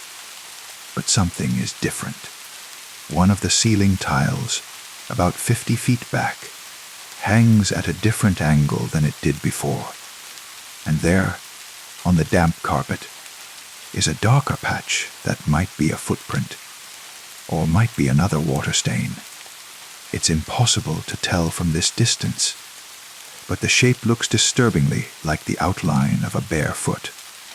I force myself to keep walking, to maintain the steady pace that has carried me through this maze for however long. I've been here, but my ears strain for any sound that might give away the presence. I feel stalking me through these empty halls. The fluorescent lights buzz and flicker. The water drips its monotonous rhythm. And underneath it all, that soft scuffing sound that matches my movement, but never quite syncs with it. The rooms I pass through blur together in my memory, each one identical, each one offering the same false promise of exit or explanation. Sometimes I find myself in corridors, so narrow I have to turn sideways to squeeze through. Other times I enter vast spaces that seem to stretch beyond the reach of the overhead lighting, their far walls lost in shadow and uncertainty. But always, that presence behind me, getting closer, I think, growing bolder. I try an experiment. I stop suddenly in the middle of a long corridor and hold my breath, listening with every fiber of my being. For a moment, there's only the electrical hum and the distant dripping. Then, very softly, I hear it, the whisper of movement, as if someone or something is trying to step quietly, but can't quite manage to be silent. When I whip around, the corridor is empty, but the air feels different somehow, charged with the presence of something that was just there a moment ago. I can almost smell it, a musty, stale odor that reminds me of old basements and forgotten storage rooms. "Hello," I call out, my voice cracking with strain and fear. The word echoes strangely in the enclosed space, bouncing off the walls and ceiling until it becomes distorted, multiplied, transformed into something that sounds less like a greeting and more like a plea. No answer. Just the eternal hum of the lights and the steady drip, drip, drip of water from unseen sources. I continue walking, but now I'm hyper-aware of every sound, every shadow, every subtle change in the environment around me. The carpet squelches beneath my feet with each step, releasing puffs of that sweet, sickly smell. Some of the stains on the walls seem to move slightly when I'm not looking directly at them, shifting and writhing like living things. The lighting begins to change as I progress deeper into the maze. Some of the fluorescent tubes have burned out, creating pools of darkness between the illuminated sections. Other lights flicker more rapidly, strobing in patterns that make my eyes water and my head ache. In one corridor, half the ceiling tiles have fallen away entirely, leaving dangling wires and exposed ductwork that creaks and groans with sounds that remind me uncomfortably of breathing. Scuff, scuff, pause. The footsteps behind me are getting bolder now, less careful about matching my rhythm. Whatever is following me is gaining confidence, perhaps sensing my growing exhaustion and fear. I can hear it more clearly now. Definitely footsteps, but wrong somehow. Too soft, as if the feet making them are bare and slightly damp. The sound they make against the wet carpet is organic, almost squishy. I don't want to think about what kind of feet would make that sound. The corridor ahead splits into 3 directions, each path identical to the others. I choose the middle route arbitrarily, but as I step into it, I notice something that makes my blood run cold. There, pressed into the damp carpet, just at the entrance to the corridor, is a clear footprint. Not a water stain, not a trick of the light. An actual impression left by something that passed this way recently. The print is roughly human in shape, but wrong in the details. Too long for one thing, with elongated toes that spread wider than they should, and there's something about the depth of the impression that suggests whatever made it was heavier than it looked, as if its apparent size didn't match its actual mass. I lean closer, trying to make sense of what I'm seeing, and catch a whiff of that organic smell. Stronger now, more immediate. It's the smell of something that's been wet for too long, something that's starting to decay in the perpetual dampness of this place. Behind me, very close now. I hear the soft sound of breathing that isn't quite human. Too slow, too deliberate, with a wet quality that suggests damaged lungs or a throat clogged with fluid. The sound echoes off the walls, making it impossible to pinpoint its exact location. But I can feel the presence behind me, like a physical weight. I don't turn around. Some instinct older than reason tells me that seeing whatever is following me would be a mistake. Not just frightening, but fundamentally damaging in a way I can't fully comprehend. Instead, I start walking faster, my footsteps squelching urgently against the sodden carpet. The breathing sound follows, keeping pace easily. Whatever is behind me isn't running or hurrying. It's just walking with that same deliberate, unhurried gait, as if it knows that no matter how fast I go, no matter which corridor I choose, I can't escape this place. It has all the time in the world to catch up with me. The fluorescent lights flicker more frantically now, creating a strobe effect that makes movement difficult to track. In the brief moments of darkness between flickers, I catch glimpses of shadows that don't match the simple geometry of the corridor, shapes that suggest something large and wrong, shaped moving just at the edge of my peripheral vision. I round a corner and find myself in a room I recognize, or think I recognize. It looks exactly like all the others. Same yellow walls, same water-stained ceiling, same soggy carpet, but something about it feels familiar. Then I see it, my own footprint from earlier, pressed into a particularly soft section of carpet near the far wall. I've been here before. I'm walking in circles. The realization hits me like ice water. All this time I thought I was making progress, thought I was getting closer to some kind of exit or explanation, but I've just been retracing my own steps through this impossible maze. The corridors that seem to stretch forever actually loop back on themselves, creating an endless circuit that feels like progress but leads nowhere at all.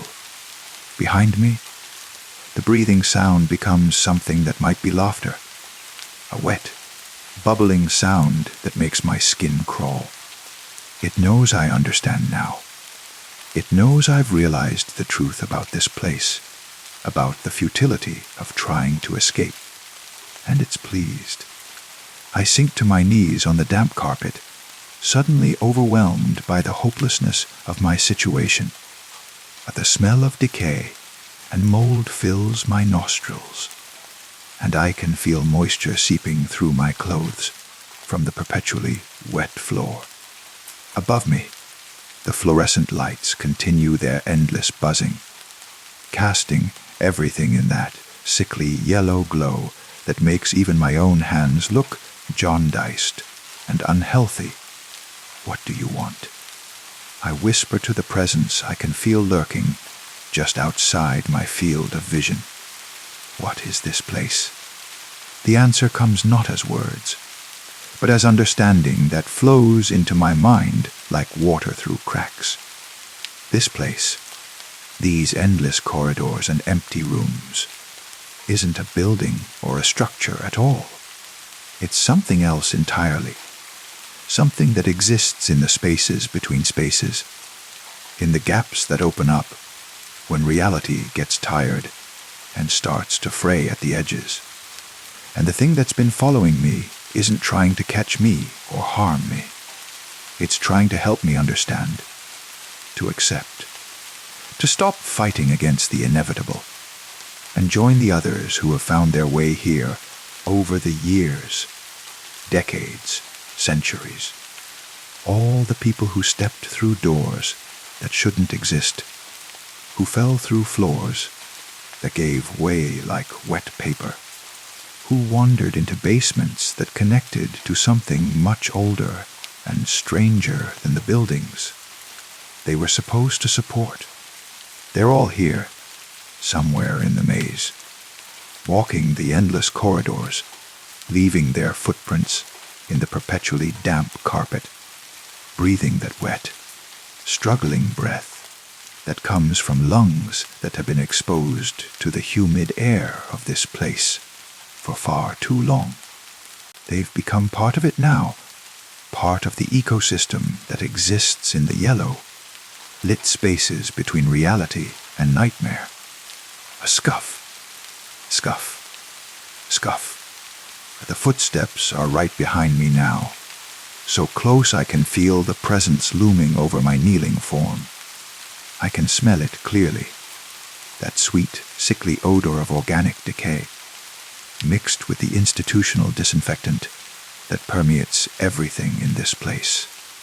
I can hear the wet sound of breathing, feel the subtle displacement of air as something large and wrong moves in the space just behind my head. Slowly, inevitably, I turn around to look. What I see there isn't exactly human anymore, but it used to be. I can tell by the clothes it wears.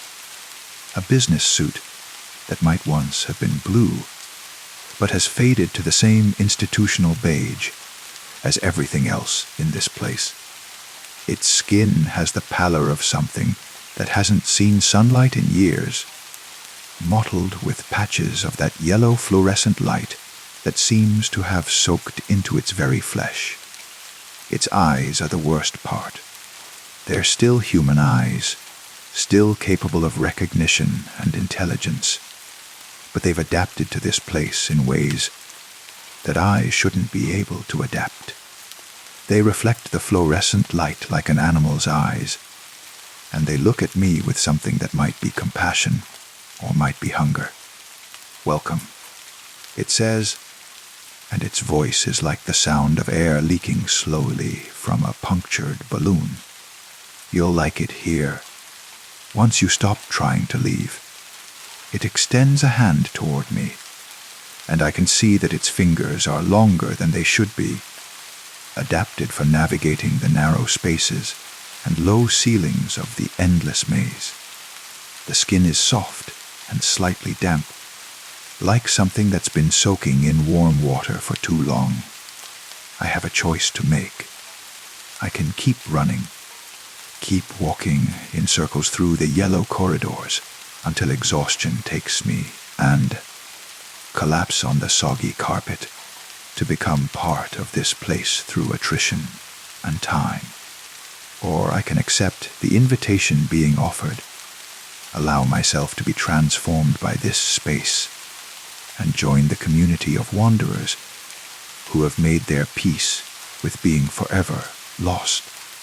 The fluorescent lights flicker overhead, casting shifting shadows that make the decision feel less important than it should.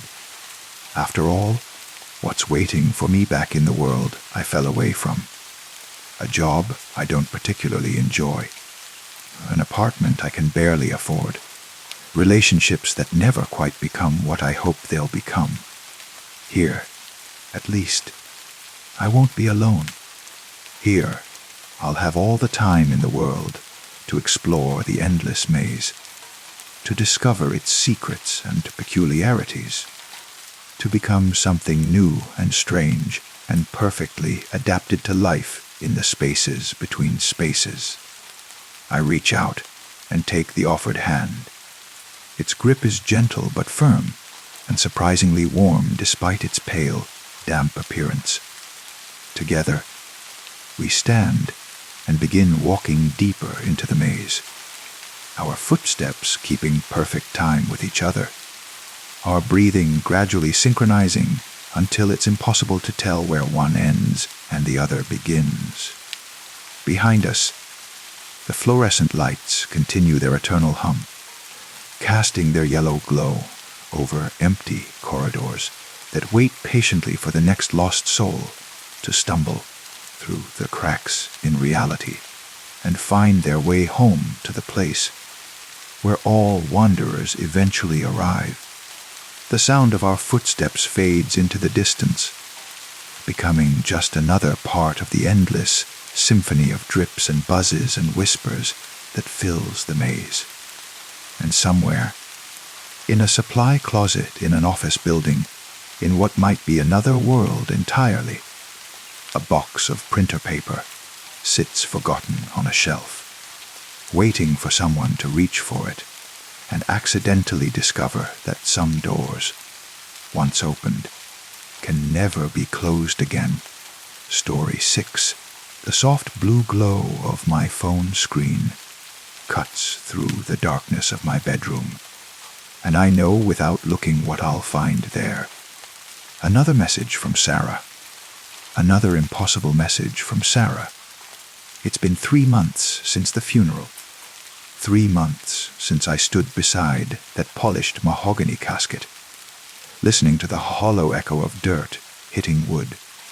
3 months since I watched them lower her into the ground on that gray October morning when the wind carried the scent of dying leaves and distant rain. But Sarah keeps texting me. The first message arrived 2 days after we buried her. I was sitting in my kitchen, staring at a cup of coffee that had long since gone cold, when my phone buzzed against the wooden table. The sound was so ordinary, so familiar, that for a moment I forgot. For just one heartbeat, I thought it might be Sarah asking if I wanted to grab dinner, or sharing some random thought that had crossed her mind.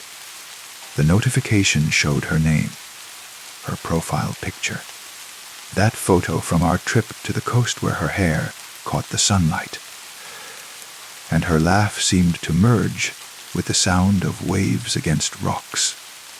My hands trembled as I opened the message. I miss you. Just 3 words. Simple.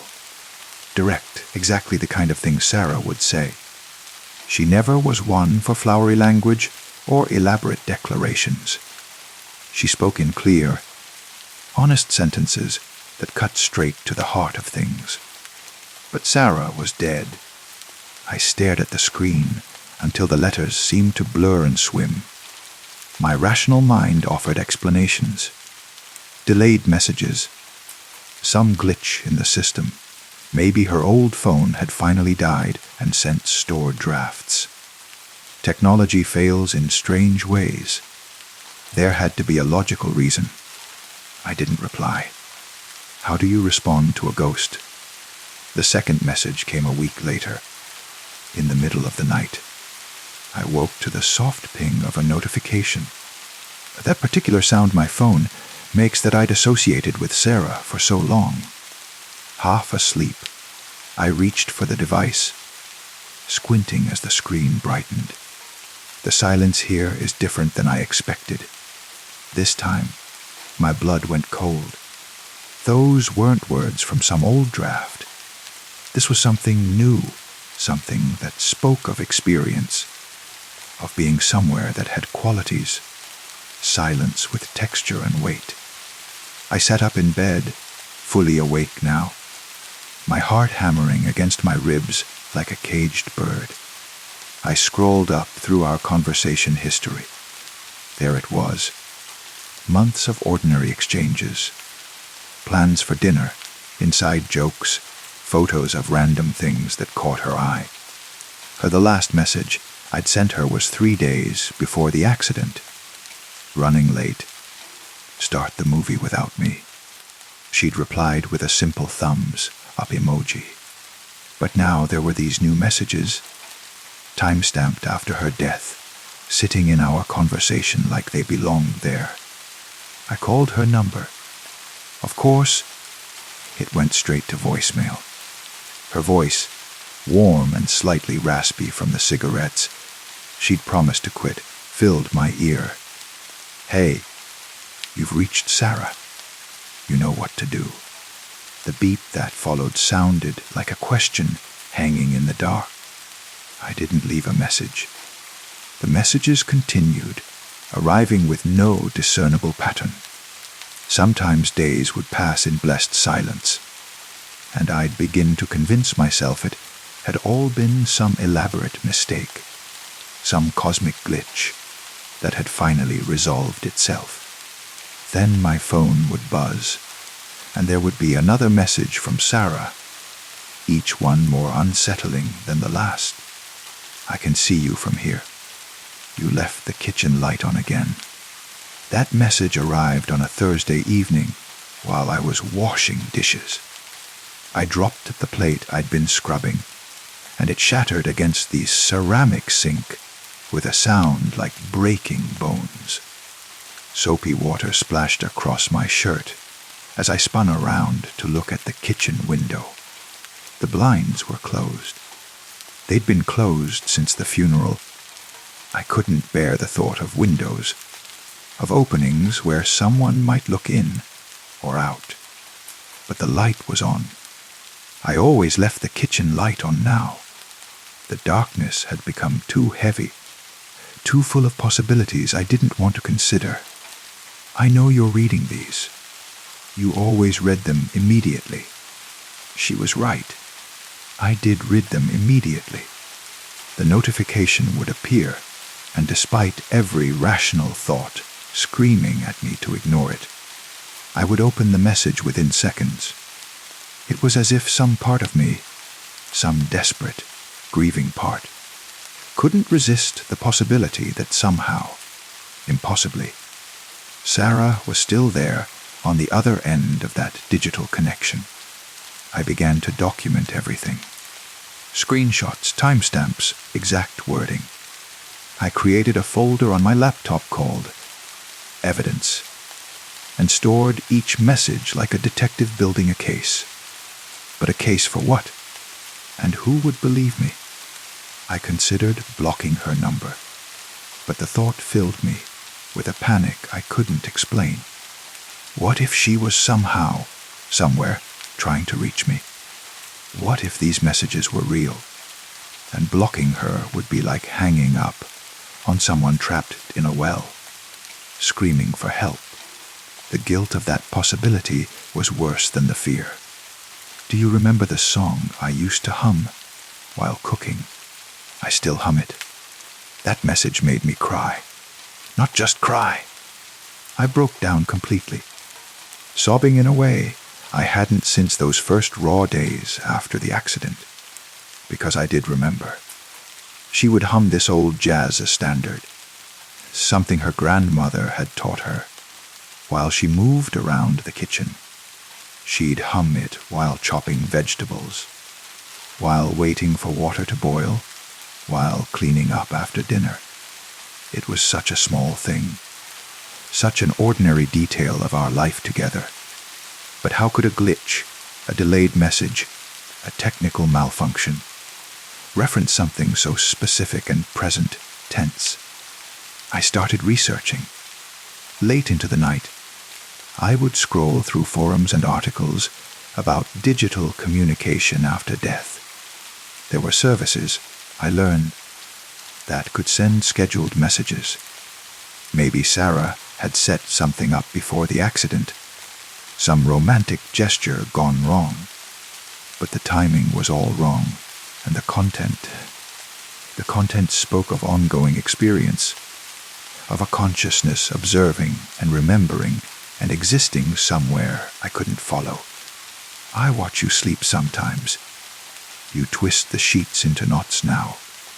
That message arrived at 3:17 a.m., and I was indeed asleep when it came.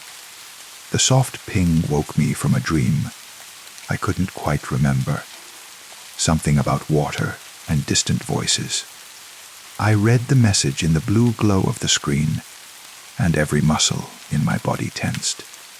I did twist the sheets into knots. It was something that had started after Sarah died. Restless sleep, constant movement, as if I were trying to escape something, even in dreams. But how could a pre-programmed message know about a behavior that had developed after her death? I got up and walked through my apartment, checking locks, peering around corners. Everything was exactly as it should be. No signs of intrusion. No evidence of anyone having been there. Just the familiar shadows of my furniture and the distant hum of the refrigerator. But as I stood in my living room, looking at the couch where Sarah used to curl up with her laptop, I could have sworn I smelled her perfume. That light, floral scent she wore, barely noticeable unless you were very close. I breathed deeply, trying to capture it, but it faded like smoke, leaving only the stale air of a space that had been too long without laughter. I miss your voice. You used to read to me when I couldn't sleep. This was true. Sarah had always been a light sleeper, prone to insomnia, that would leave her staring at the ceiling for hours. I would read to her, usually something mundane like news articles or random Wikipedia entries, until her breathing deepened and she drifted off. My voice had been her lullaby. I found myself speaking aloud to my empty apartment. Sarah, if this is really you, if somehow you're there, I miss you too. My voice sounded strange in the silence, rusty from disuse. I waited, staring at my phone, hoping for an immediate response. But the screen remained dark. No typing indicator, no new message notification. Just the weight of silence and the growing certainty that I was losing my mind. But then, an hour later, thank you for talking to me. I began to respond regularly, not just reading the messages, but replying to them. It felt insane, but it also felt necessary. If Sarah was somehow still there, trapped in some digital space between life and death, then maybe she was lonely. Maybe she needed to know that someone remembered her. Someone was listening. I dreamed about our apartment last night. I typed. I could hear you humming in the kitchen. Her response came quickly. Dreams are the closest we can get to each other now. The conversation began to flow more naturally after that. We talked about memories, about the little details of our life together that no one else would ever know. She reminded me of things I'd forgotten, the way she always stole the covers, how I would leave love notes in her coat pockets, the Sunday morning ritual of coffee and crossword puzzles.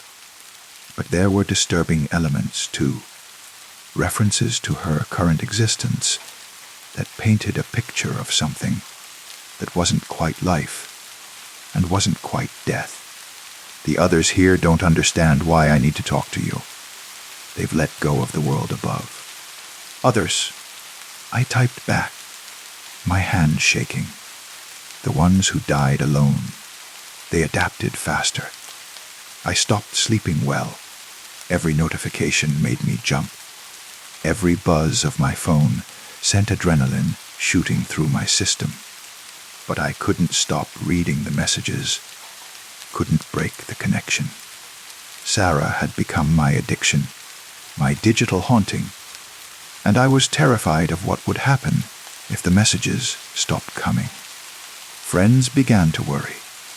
I'd lost weight, stopped going out, barely maintained the pretense of normal life. When they asked what was wrong, what could I say? That I was having conversations with my dead girlfriend through text messages. That I'd become convinced she was somehow still conscious, still aware, still reaching out from whatever space exists beyond death. You're scaring people. Sarah texted one evening while I sat alone in my apartment, curtains drawn, living on delivery food and grief. They think you're having a breakdown. Maybe I am, I replied. Maybe that's the only way to reach me. That message made me stop typing. The implication hung in the digital air between us like a challenge. Was madness the price of connection? Was losing my grip on reality The only way to maintain this impossible relationship. I need to see you. I type. I need proof that this is real. Look in the mirror at midnight, came her reply. Really look. That night, I stood in my bathroom at exactly midnight, staring at my reflection in the medicine cabinet mirror. I looked terrible, hollow-eyed, unshaven, wearing the same clothes I'd had on for 3 days. But as I stared, something seemed to shift in the glass. For just a moment, just at the edge of my vision, I thought I saw another face beside mine. Familiar features, Sarah's smile. There and gone so quickly, I couldn't be sure it had happened at all. My phone buzzed. Did you see me? I think so. I typed with trembling fingers. I'm always there, just out of focus. That's where I exist now. In the spaces between seeing and not seeing, between sleeping and waking, between the message sent and the message received. The messages continued for weeks after that, becoming more frequent, more intimate, more impossible. Sarah told me about her non-existence, about the gray space she inhabited, where thought became text, and longing became signal. She described missing physical sensation, the taste of coffee, the feeling of rain on skin, the simple pleasure of breathing. I would give anything to feel your hand in mine again, she wrote. I would give anything to make that possible, I replied. Would you really? That message came with no follow-up, no explanation. Just the question hanging there. Waiting for an answer I wasn't sure I wanted to give. Days passed without a response to my increasingly desperate messages. Sarah, are you there? What did you mean? Please talk to me. But the conversation thread remained frozen, my words echoing in digital silence. Then, finally, meet me where we first kissed. Tomorrow at sunset. Come alone. The park bench where we'd had our first kiss was exactly as I remembered it. Weathered wood overlooking the small pond where ducks gathered in the evening. I arrived early and sat waiting, phone in hand, watching the sun sink toward the horizon and trying to calm my racing heart. As the sky deepened from blue to purple to black, I stared at my phone screen. No new messages. The park emptied around me, until I was alone with the sound of water, lapping against the shore, and the distant hum of traffic. Sarah, I whispered to the darkness. I'm here. My phone remained silent. I stayed until the park lights came on, until a security guard approached and gently suggested I head home. Walking back to my car, I felt something break inside my chest. Hope, maybe, or the last thread of denial I'd been clinging to. But as I reached for my car door handle, my phone buzzed one final time. Thank you for coming. Thank you for believing. I can rest now. I never received another message from Sarah after that night. Her contact information eventually disappeared from my phone during a software update, leaving no trace that our impossible correspondence had ever existed. Sometimes I wonder if I imagined it all, if grief had twisted my mind into creating an elaborate fantasy of digital resurrection. But late at night, when the world is quiet and the boundary between sleeping and waking grows thin, I sometimes catch myself humming that old jazz standard Sarah used to love. And in those moments, I can almost smell her perfume in the air, can almost feel her presence, just at the edge of perception, existing in that space between the message sent and the message received. The silence here is different than I expected to. Story 7.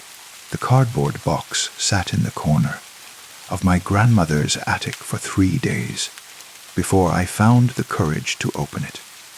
It was labeled in her careful handwriting, Family Movies 1985-1995. The blue ink slightly faded but still legible. After her funeral, I'd volunteered to go through her things, to sort through a lifetime of accumulated memories and decide what was worth keeping. I'd been avoiding the box. Something about it made me uneasy, though I couldn't say what. Maybe it was the weight of it, heavier than it should have been for a collection of old videotapes. Maybe it was the way the dust seemed to cling to it, differently than to the other boxes, as if it had been touched recently despite sitting in that attic for years. When I finally did open it, the smell hit me first. Not the musty odor of old cardboard I'd expected, but something else. Something that reminded me of television static and electrical storms. Inside, wrapped in yellowed tissue paper, were dozens of VHS tapes with labels like Christmas 1987, Jenny's birthday, and summer vacation. My grandmother's entire life reduced to magnetic particles on aging plastic. I brought the box down to the living room and set up the old VCR that Grandma had refused to get rid of, despite my attempts to convince her to upgrade to DVD. Some things, she'd always said, are meant to stay the way they are. The first tape I selected was labeled Family Picnic, July 1989. I remembered that day vaguely. I would have been 7 years old, running around with my cousins while the adults sat in lawn chairs and complained about the heat. The tape clicked into the player with that distinctive mechanical sound, and after a moment of blue screen, the image flickered to life. There was my Uncle Mike manning the grill, smoke rising from charcoal and hot dogs. There was my mother, much younger, laughing at something off camera. There was my cousin David doing cartwheels on the grass. Everything exactly as I remembered it, preserved in that slightly washed out quality that all home videos from the 80s seemed to have. But there was something else. In the background, barely visible among the trees that bordered my grandmother's backyard, stood a figure. At first glance, it looked like another family member, someone who had wandered into frame and happened to be facing away from the camera. But as I watched, I realized the figure never moved, not even slightly, while everyone else in the frame shifted and gestured and walked around.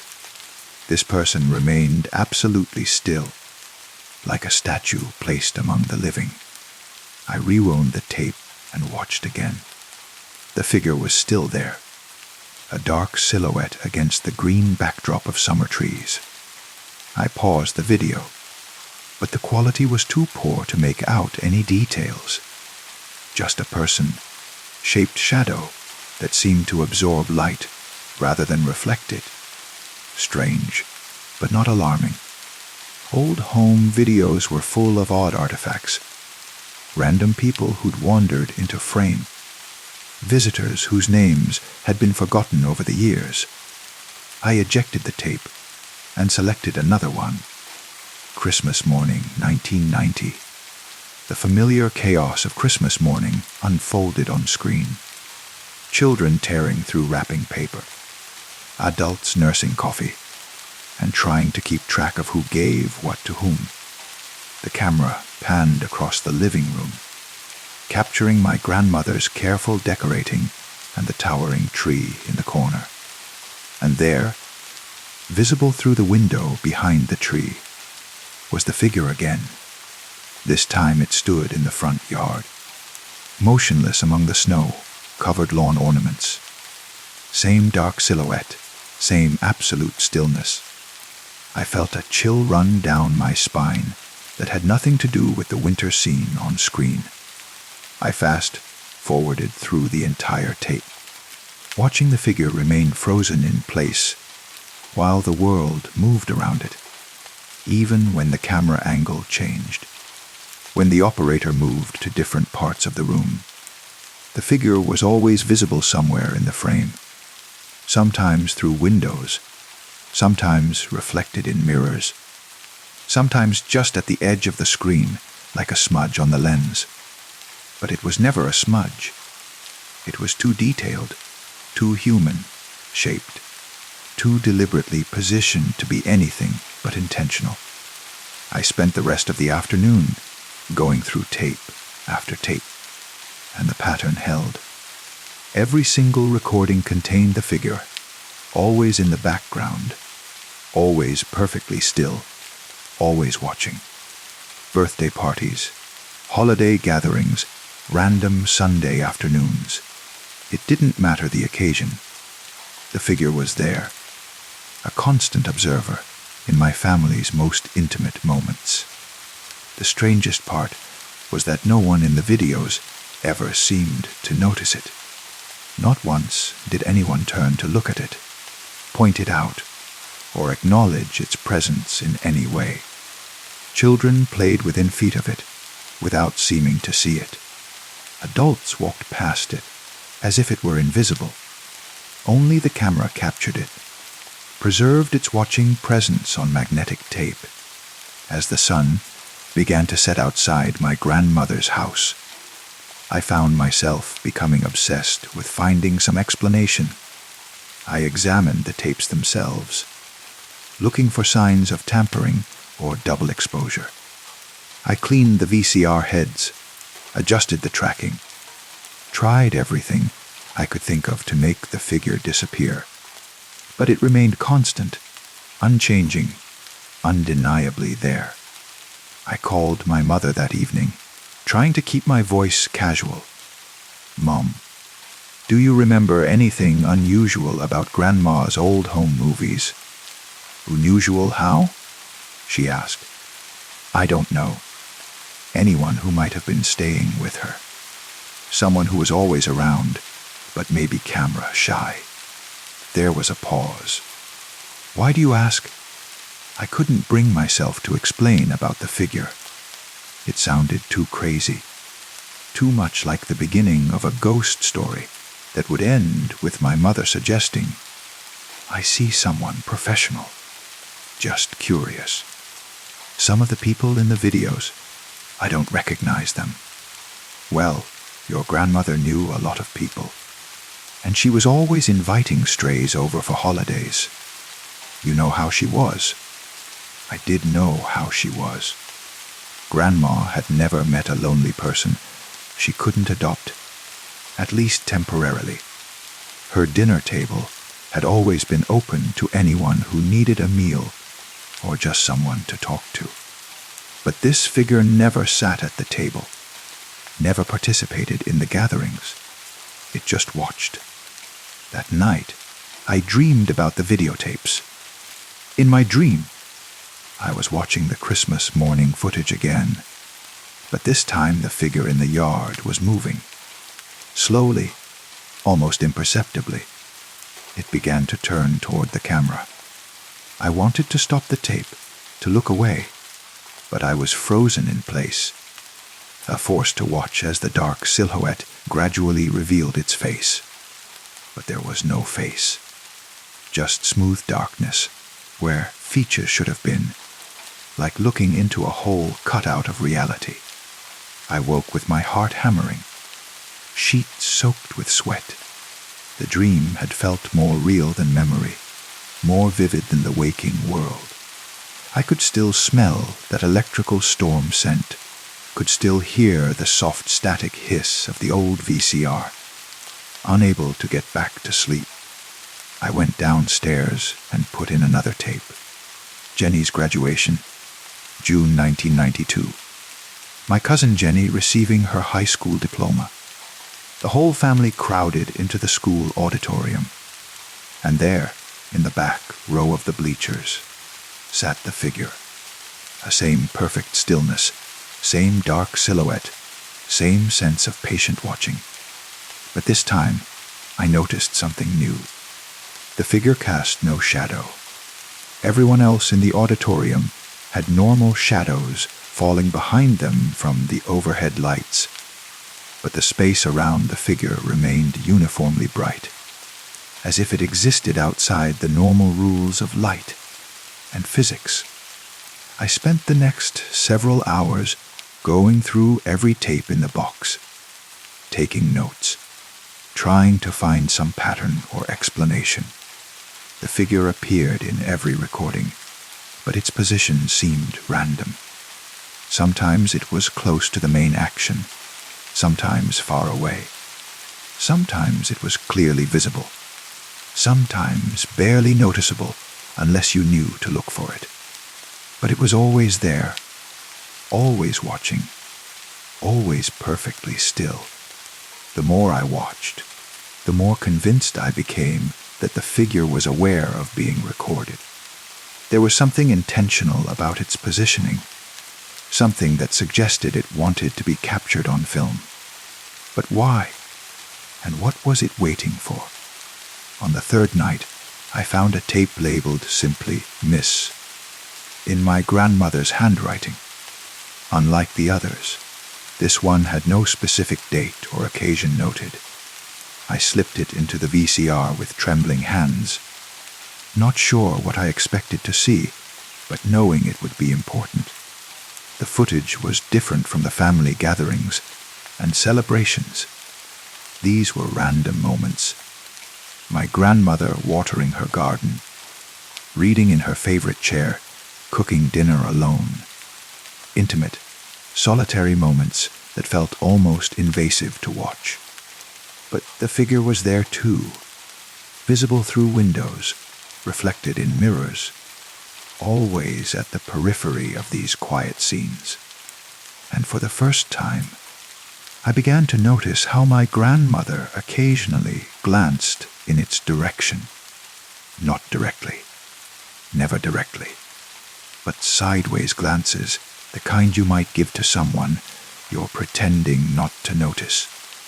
Near the end of the tape, there was a scene of my grandmother sitting at her kitchen table, writing in what looked like a journal. The camera, she must have set it up herself, captured her from across the room. She wrote steadily for several minutes, occasionally pausing to think or to glance out the window. The figure stood in the backyard, visible through the glass door behind her. As I watched, my grandmother set down her pen and spoke directly to the camera. "I know you'll find these tapes someday," she said, her voice clear despite the poor audio quality. "I know you'll see what I've been seeing all these years. Don't be afraid of it. It's been watching over us, keeping us safe. Some things exist between worlds, between what we can see and what we know is there." She paused, looking directly into the camera lens, as if she could see me watching, decades in the future. It's been waiting for someone who could truly see it, someone who wouldn't dismiss it or explain it away. I think that someone might be you. The tape ended there, cutting to static. I sat in the dim light of the living room, listening to the white noise from the television and trying to process what I'd just heard. My grandmother had known about the figure, had known I would find the tapes, had somehow known I would be the one to inherit not just her possessions, but her role as, what? Observer, guardian, curator of whatever impossible thing existed at the edges of these recordings. I rewound the tape and watched the scene again. This time, I paid attention to the figure in the background. As my grandmother spoke her final words to the camera, the silhouette seemed to shift slightly, as if nodding in agreement. It was the first time I'd seen it move, and the sight sent ice water through my veins. Over the following weeks, I found myself returning to the tapes again and again. Each viewing revealed new details, new moments where the figure's presence seemed more pronounced. I began to feel like I was in conversation with it. That by watching and rewatching these scenes, I was somehow acknowledging its existence in a way that others hadn't. And gradually, I began to notice changes in my own life. Shadows that seemed too deep, movements in my peripheral vision that disappeared when I turned to look directly. The same electrical storm smell would occasionally drift through my apartment, and I would find myself checking windows and mirrors, looking for that familiar silhouette. It was watching me now, I realized, just as it had watched my family for all those years, documenting their lives from the shadows, waiting for someone who could see beyond the surface of things. My grandmother had been that person for decades, and now the responsibility had passed to me. I began setting up my own camera in my apartment, leaving it running while I went about my daily routines. When I reviewed the footage, the figure was there, standing in doorways, reflected in the dark screen of my television, always perfectly still, always watching. But I wasn't afraid anymore. There was something oddly comforting about being observed, about knowing that some eternal witness was keeping track of my small life. When I ate dinner alone, when I read before bed, when I sat in silence and remembered my grandmother, the figure was there, a constant presence that made solitude feel less lonely. Last week, I received a call from my cousin David. His mother had passed away, and he was going through her belongings. Among them, he'd found a box of old videotapes. The strangest thing, he said, there's this person in the background of all of them. Same guy, never moving, just standing there. Have you ever seen anything like that? I looked out my window as we talked, and there in the reflection of the glass, I could see the familiar silhouette standing behind me. Yes, I told David, I think I can help you understand what you're seeing. Because that's what we do, we watchers and the watched.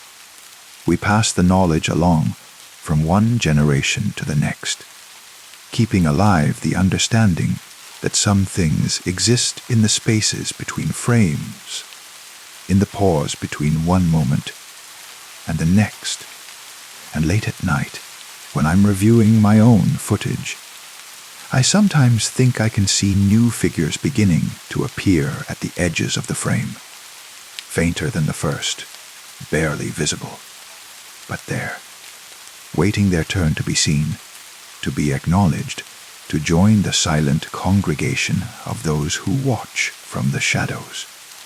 The static hisses its endless song, and in that white noise, I can almost hear whispers.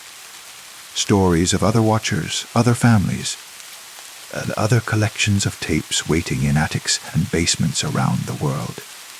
A network of observers, connected by the thin, magnetic threads of recorded memory. And I understand now why my grandmother never upgraded to digital recording. Some things can only exist on analog formats, in the spaces between the particles, in the grain and static that the digital perfection leaves no room for. The figure stands behind me as I write this, reflected in my computer screen. Patient, eternal, waiting for the next person who will learn to see what exists just out of focus, just beyond the edge of ordinary vision. Some things are meant to stay the way they are. Story 8. The first feather appeared on a Tuesday morning, pristine white against the dark hardwood floor of our bedroom. I found it when I woke up, caught a glimpse of it in my peripheral vision as I stumbled toward the bathroom. At first, I thought it might have come from one of our pillows, a reasonable explanation, the kind that keeps the world sensible and predictable. But when I picked it up, I knew immediately that it was different, real. It was longer than any pillow feather, with an almost luminous quality that seemed to catch and hold light from the morning sun streaming through our curtains. The texture was impossibly soft between my fingers, and it carried a scent I couldn't identify, something clean and sharp, like air after lightning. "Emma," I called to my girlfriend, who was already in the shower. "Did you bring anything with feathers into the bedroom?" Her voice echoed off the bathroom tiles, distorted by running water and steam. "What?" "No, why?" I held the feather up to the light, watching how it seemed to glow from within. "Nothing. Just found something weird on the floor." That was 3 weeks ago, before Emma started attending those meetings, before the changes began, before I learned that finding a single beautiful feather in your bedroom is not a blessing. It's a warning. Emma had always been spiritual in a casual way. She read her horoscope, burned the occasional candle, talked about energy and karma, with the comfortable distance of someone who found these concepts intellectually interesting rather than personally transformative. She was a graphic designer, practical and creative in equal measure, with a laugh that could fill a room and an enviable ability to remain calm under pressure. But after her sister's death, something shifted. The accident had been sudden, violent, senseless. A drunk driver running a red light, transforming an ordinary Tuesday evening into a nightmare of twisted metal and emergency sirens. Emma had been the one to identify the body, to make the arrangements, to hold together the shattered pieces of her family, while her parents collapsed under the weight of their grief. She handled it all with her characteristic efficiency, but I could see the cracks forming beneath the surface, the way she would stare at nothing for long minutes, as if listening to sounds only she could hear, the way she started sleeping in short, fitful bursts, waking up with a gasp and clutching at the air, like she was trying to catch something just out of reach. "I need to find meaning in this," she told me one evening as we sat in our living room, the television playing some mindless show neither of us was really watching. "There has to be a reason. There has to be a purpose." I understood the impulse. Grief demands explanations, and when the world provides none, we create our own. So when Emma started attending a spiritual support group across town, I was supportive. If talking about her sister with other people who had experienced loss helped her process her pain, then I was all for it. The group met in the basement of an old church, led by a woman named Celeste, who spoke in soft, breathy tones about divine purpose and hidden messages. Emma would come home from these meetings with a strange light in her eyes, carrying pamphlets about opening yourself to angelic guidance and receiving messages from loved ones who have crossed over. Celeste says that feathers are signs. Emma told me one night, propped up in bed with her laptop, reading articles about spiritual symbolism. When you find them in unexpected places, it means angels are trying to communicate with you. I thought about the white feather I'd found that morning, now pressed between the pages of a book on my nightstand. "That's interesting," I said, trying to keep my tone neutral. "She says my sister might be trying to reach me, that the sudden nature of her death means She might have things she still needs to say. The meetings became more frequent. 3 times a week, then 4. Emma would disappear into that church basement for hours at a time, returning home with stories about meditation exercises and channeling sessions. She started using words like awakening and divine calling, speaking about them with the fervor of someone who had discovered a fundamental truth about the universe. And the feathers kept appearing. I found them everywhere. On the kitchen counter, tucked into the pages of books, scattered across the bathroom floor like offerings. Always white, always pristine, always carrying that strange, clean scent that reminded me of storms and ozone. I started collecting them without really meaning to, drawn by their impossible perfection. Emma didn't seem to notice them at first, or if she did, she didn't mention it. She was increasingly distant, wrapped up in her spiritual practice and the community she'd found at the church.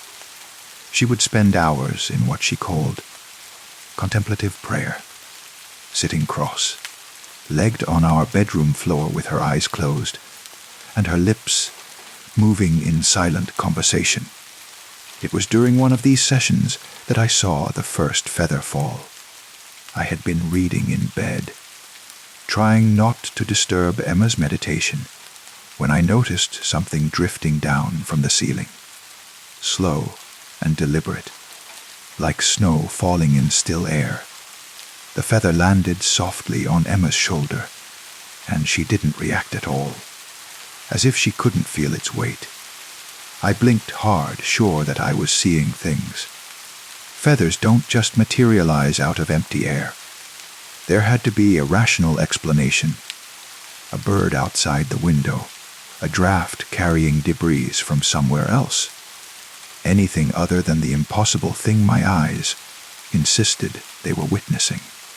But over the following nights, it happened again and again. Feathers falling from nowhere, accumulating around Emma as she sat in meditation. Sometimes just 1 or 2, sometimes dozens, creating a small snowdrift of white around her still form.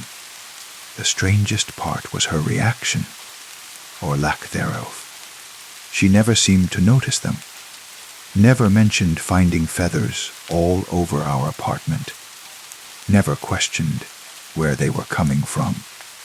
It was as if they existed in some space between her awareness and mine, visible to me, but somehow invisible to her. I started taking pictures, trying to document what I was seeing, but the feathers never appeared in the photographs. The images showed Emma sitting alone on our bedroom floor, surrounded by nothing but empty space. "Are you okay?" I asked her one evening after a particularly heavy feather fall, when the floor around her looked like the aftermath of a pillow fight. "You seem different lately." Emma opened her eyes slowly, as if returning from a great distance. When she looked at me, there was something unsettling in her gaze, a depth that hadn't been there before, like looking into water that was much deeper than it appeared. "I'm becoming who I was always meant to be," she said simply. "Celeste says I have a gift, that I'm being called to serve a higher purpose." "What kind of purpose?" She smiled, but it wasn't the warm, familiar smile I'd fallen in love with. This was something cooler, more distant. "You wouldn't understand. Not yet. But maybe someday you'll be ready to receive the message too." The way she said, "receive the message," made my skin crawl. It was the kind of language I'd heard from religious zealots and cult members, people who had traded critical thinking for the comfort of absolute certainty. But this was Emma, rational, logical Emma, who had never believed in anything she couldn't see or touch. Except now she was seeing things, or believing she was. She started talking about visitations from her sister, long conversations that took place during her meditation sessions. According to Emma, her sister was serving as a guide, helping her understand her spiritual gifts and prepare for some undefined mission. She's so much happier now, Emma would tell me, her eyes bright with conviction.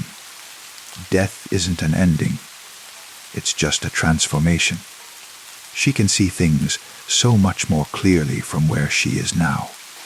I wanted to argue, to point out that grief could manifest in many forms, and that finding meaning in tragedy was different from constructing an elaborate fantasy around it. But every time I opened my mouth to voice these concerns, I would catch sight of another feather, drifting down from nowhere, and the words would die in my throat. Because how could I argue with what I was seeing with my own eyes? The meetings at the church became daily occurrences.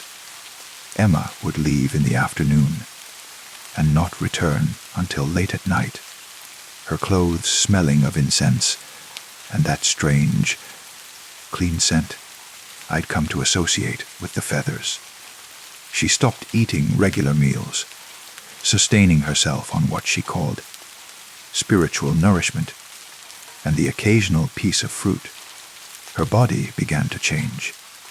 She lost weight rapidly, her face taking on a gaunt, ethereal quality that might have been beautiful if it hadn't been so alarming. Her skin grew pale and seemed to develop an almost translucent quality, as if she were slowly becoming less solid, less anchored to the physical world. But it was her behavior that frightened me most.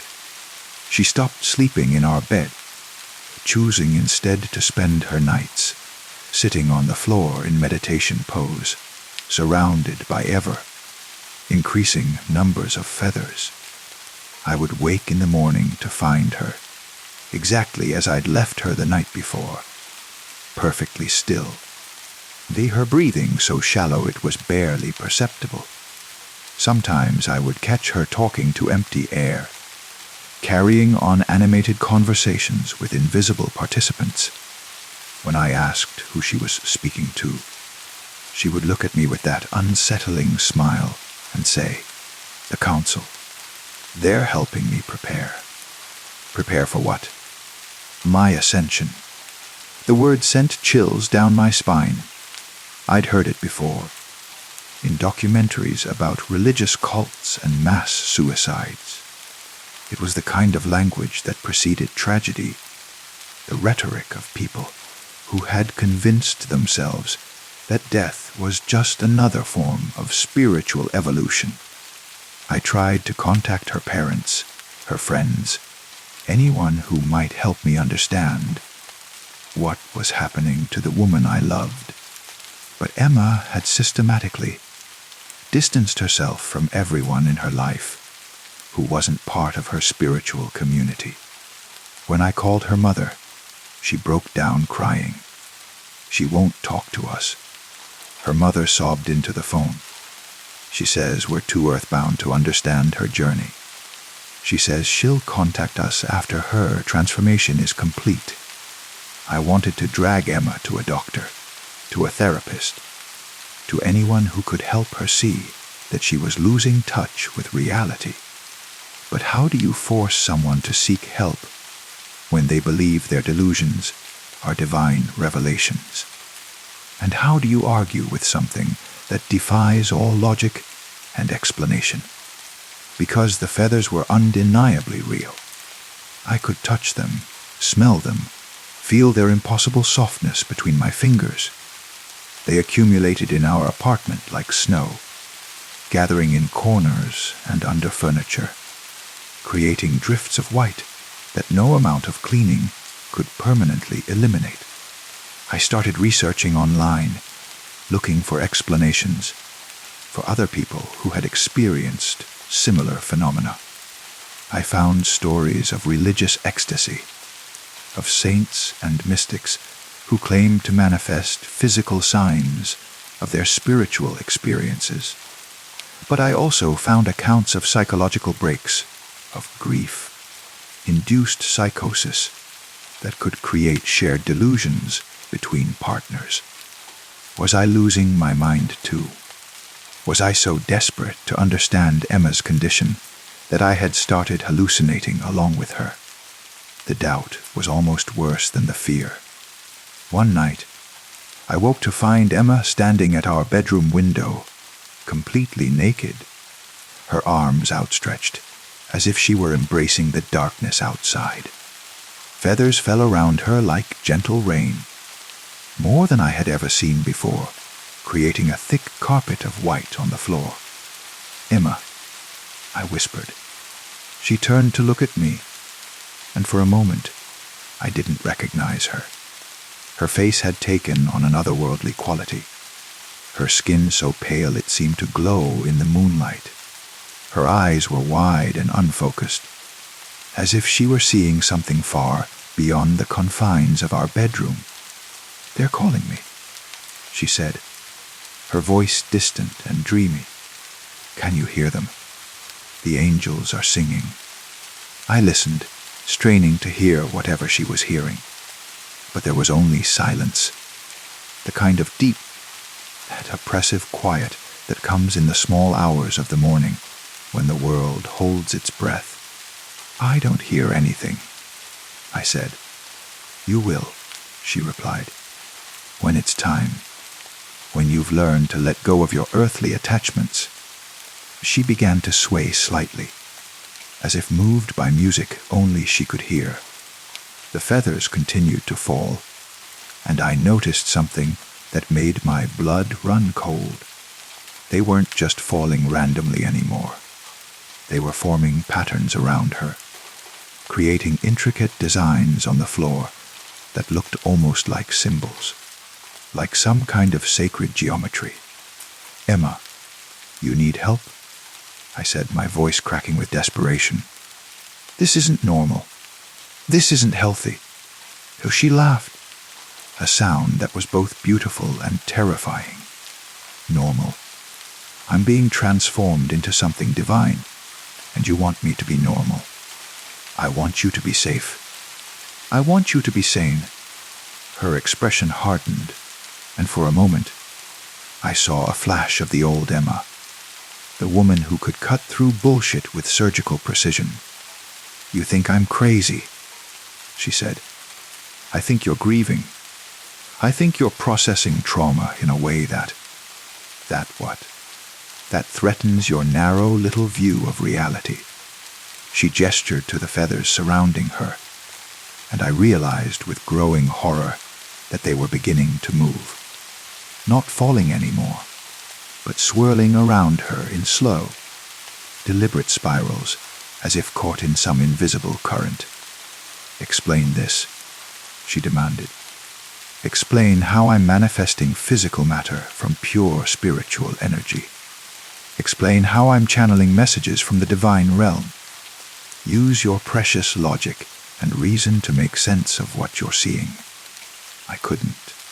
The rational part of my mind kept insisting that there had to be an explanation. Hidden wires, some kind of elaborate trick, a shared hallucination brought on by stress and grief. But my eyes told a different story. They showed me something that existed outside the boundaries of what I thought was possible. "I can't," I admitted. "Then maybe it's time you opened your mind to possibilities beyond your limited understanding." She turned back to the window, and the feathers began to rise, lifting from the floor in defiance of gravity and swirling around her like a tiny tornado.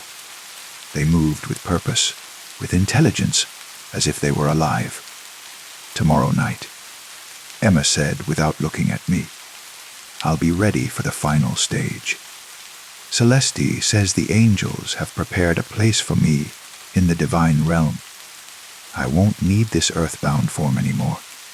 The words hit me like physical blows. "Emma, no. Whatever you're thinking, I'm not thinking, she interrupted. I'm knowing. I'm feeling the call of something greater than this small, painful existence. My sister is waiting for me.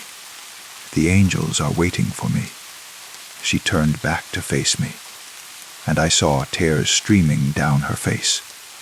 But her expression was one of joy, of anticipation, like a child on Christmas morning. Don't mourn for me, she said. Celebrate my transformation. And maybe, if you're ready, you can follow me into the light. The feathers settled around her feet like a wedding dress made of snow and starlight in the moonlight. Surrounded by that impossible white cascade, she looked like something from a Renaissance painting. Beautiful, ethereal, and utterly unreachable. I spent the next day in a panic, calling every mental health professional I could find, trying to have Emma committed for her own safety. But the system requires cooperation from the patient, and Emma was articulate, functional, and convinced of her own sanity. She wasn't an immediate danger to herself, the counselors said. She wasn't making specific threats of self-harm. They didn't understand that sometimes the most dangerous delusions are the ones that bring joy.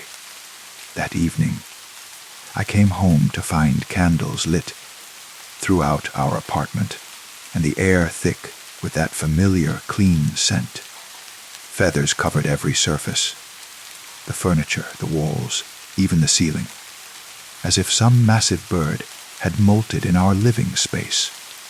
Emma sat in the center of our bedroom, dressed in white, surrounded by more feathers than I had ever seen. They fell continuously now, a gentle blizzard that seemed to have no source and no end. She looked up at me with those deep, distant eyes and smiled. "It's time," she said. "Let me help you. Let me take you somewhere safe." "I am safe," she replied. "Safer than I've ever been. The angels are here. My sister is here. Can't you feel their presence?" I wanted to say no, to maintain my grip on rationality and logic. But standing in that room, surrounded by the impossible cascade of feathers, I could feel something, a presence, a weight in the air that had nothing to do with temperature or humidity, something vast and watching, and utterly alien to human understanding. "I feel something," I admitted. Then you're beginning to understand." She held out her hand to me. "Come, join me. Let go of your fear and embrace the divine." I took a step toward her, drawn by the love I still felt for the woman she had been, the woman she might still be underneath all this spiritual fervor. The feathers swirled around me as I moved, soft against my skin, carrying that scent of lightning and clean air. But as I reached for her hand, something stopped me. A memory of Emma laughing at a stupid joke, of Emma crying during sad movies, of Emma burning dinner and ordering pizza instead. The human Emma, flawed and wonderful and real. "This isn't you," I said, pulling my hand back. "This isn't who you are." Her expression didn't change, but the feathers around us began to move faster, creating small whirlwinds of white that tugged at my clothes and hair. "This is who I've always been," she said.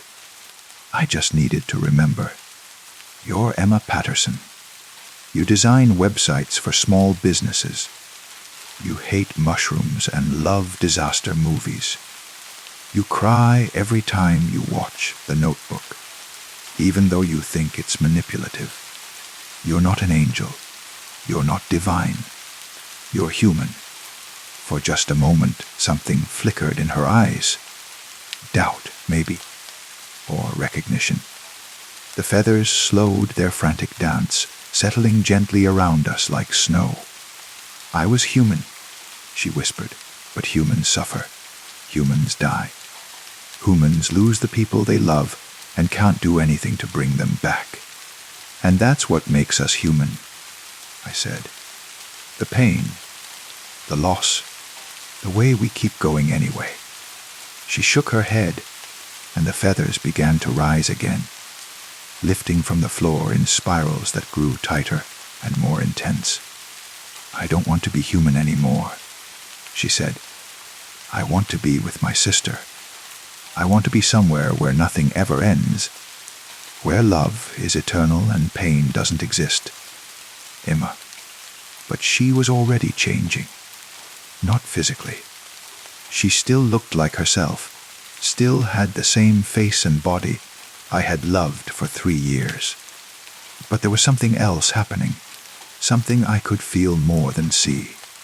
She was becoming less solid, less present, as if she were slowly fading into the swirling mass of feathers around her. Don't follow me, she said, her voice growing distant. Not yet. You're not ready. But maybe someday. The feathers rose in a column around her, spinning faster and faster, until they formed a white tornado that reached from floor to ceiling. The sound they made was like wind through trees, like whispers in a language I didn't understand. And then, between one moment and the next, they were gone. All of them. Emma and the feathers vanished as if they had never existed at all. I stood alone in our bedroom, surrounded by nothing but silence and the faint scent of storms. That was 6 months ago. I still live in the same apartment, though I've changed the locks and repainted the walls. I've been to therapy, taken medication, done everything I can to process what I experienced and move forward with some semblance of normal life. Sometimes I almost convince myself that it was all a grief-induced hallucination, that Emma had a complete psychological break and ran away somewhere to start a new life. The rational part of my mind prefers this explanation. It allows for the possibility that she's still alive, still existing somewhere in the world, even if she's not the person I knew. But then I'll find a single white feather tucked into a book, or lying on my pillow, and I'll know that she's still out there somewhere, in whatever space exists between this world and the next. And sometimes, late at night, when the apartment is quiet, and the air grows thick with that familiar clean scent, I think I can hear her voice carried on the wind, whispering my name and asking if I'm ready to join her in the light. I'm not ready. Not yet. But I keep the feathers she leaves me, pressed between the pages of books like bookmarks pointing toward infinity, just in case someday I am. Story 9. Every night, I deliver her.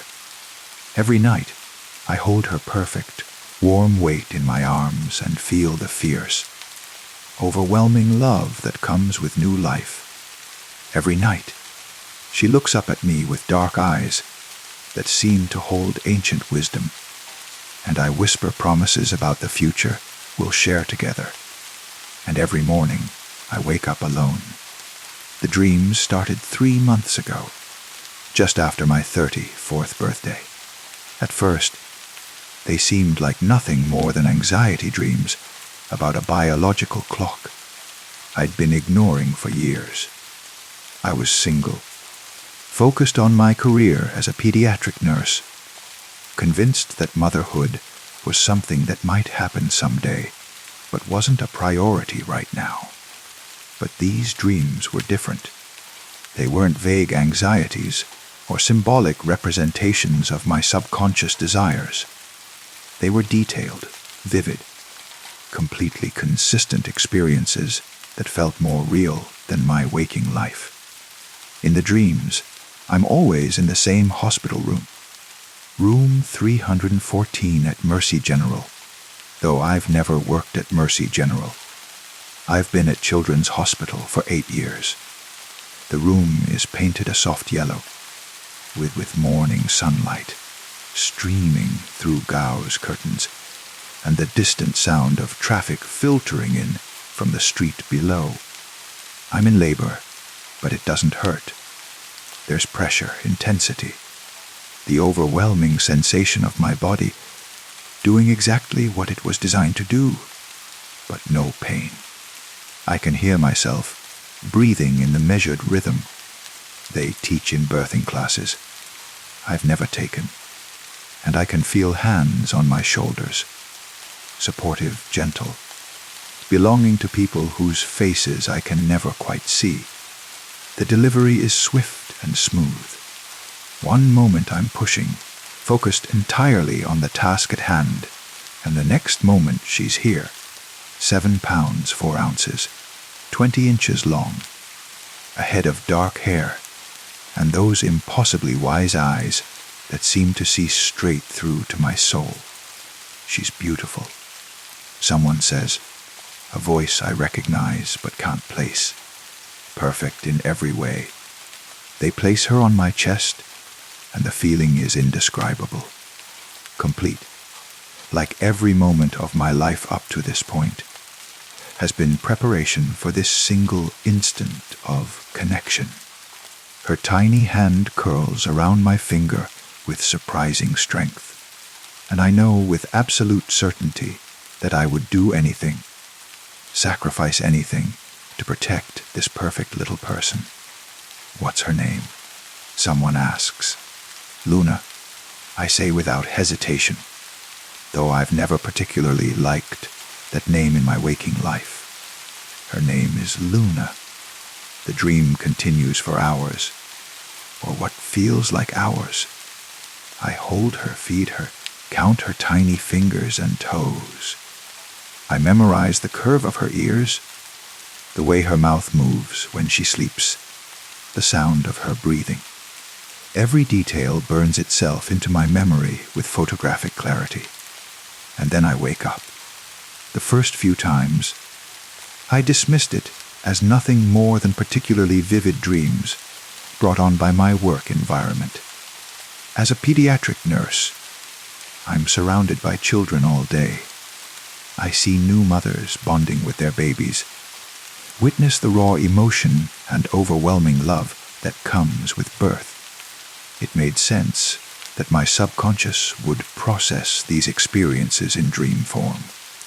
But the dreams kept coming, night after night, with the same setting, the same sequence of events, the same baby. Luna, my daughter who existed only in sleep. I started keeping a dream journal, documenting every detail I could remember upon waking. The more I wrote, the more convinced I became that these weren't just dreams. They were too consistent, too detailed, too emotionally real. I could smell the hospital room, antiseptic and floor wax mixed with the clean scent of new life. I could feel the texture of the blanket they wrapped Luna in, soft flannel with tiny ducks printed on it. I could hear the specific rhythm of the machines monitoring my vital signs. Every sense was engaged, every detail perfect and unchanging from dream to dream. I started researching pregnancy dreams, vivid dreaming, false pregnancy symptoms. I learned about pseudocyesis, false pregnancy syndrome, where women experience all the physical symptoms of pregnancy without actually being pregnant. But I wasn't experiencing physical symptoms.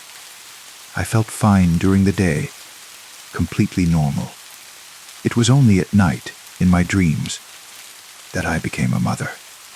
After 2 weeks of nightly deliveries, I made an appointment with my doctor. I couldn't bring myself to explain about the dreams. That seemed too crazy, too much like something that would earn me a referral to a psychiatrist. Instead, I asked for a routine pregnancy test, claiming I'd been experiencing some unusual symptoms. The test was negative. Of course it was negative. I hadn't been sexually active in over a year, and I knew the dreams weren't based in physical reality. But some small, if irrational part of me had hoped that maybe, somehow, they were real. That maybe I was carrying Luna, and my subconscious was simply preparing me for what was to come. The dreams intensified after the negative test. Now, instead of ending after the delivery, they continued through imaginary hospital stays, first days at home, the overwhelming responsibility and joy of caring for a newborn. I would dream of changing diapers, of midnight feedings, of the way Luna would settle immediately when I held her against my chest. I became an expert on every aspect of her development, even though she existed only in my sleeping mind. I knew that she preferred to sleep on her side, that she had a tiny birthmark just behind her left ear, that she made the most contented sighs when she was falling asleep after feeding, and I began to love her with a fierceness that frightened me. It's hard to explain what it feels like to love someone who doesn't exist. During the day, I would find myself thinking about Luna, wondering what she was doing, missing her with an H that felt like physical pain. I would see babies at work and feel a surge of recognition, as if I were looking at children who reminded me of my own daughter. I started buying things, small things at first, a stuffed animal here, a baby blanket there. I told myself I was just being practical, getting ready for the possibility of future motherhood. But I knew I was buying these things for Luna specifically, choosing colors and styles that matched what I'd seen her wearing in my dreams. My apartment began to fill with baby items, a crib that I assembled but never used, clothes in newborn sizes, bottles and formula, and tiny socks. I arranged everything in the spare bedroom, creating a nursery for a child who existed only in my unconscious mind. Friends began to ask questions. Why was I suddenly so interested in baby items? Was I seeing someone new? Was there something I wasn't telling them? I made vague excuses about planning ahead, about wanting to be prepared, but I could see the concern in their eyes.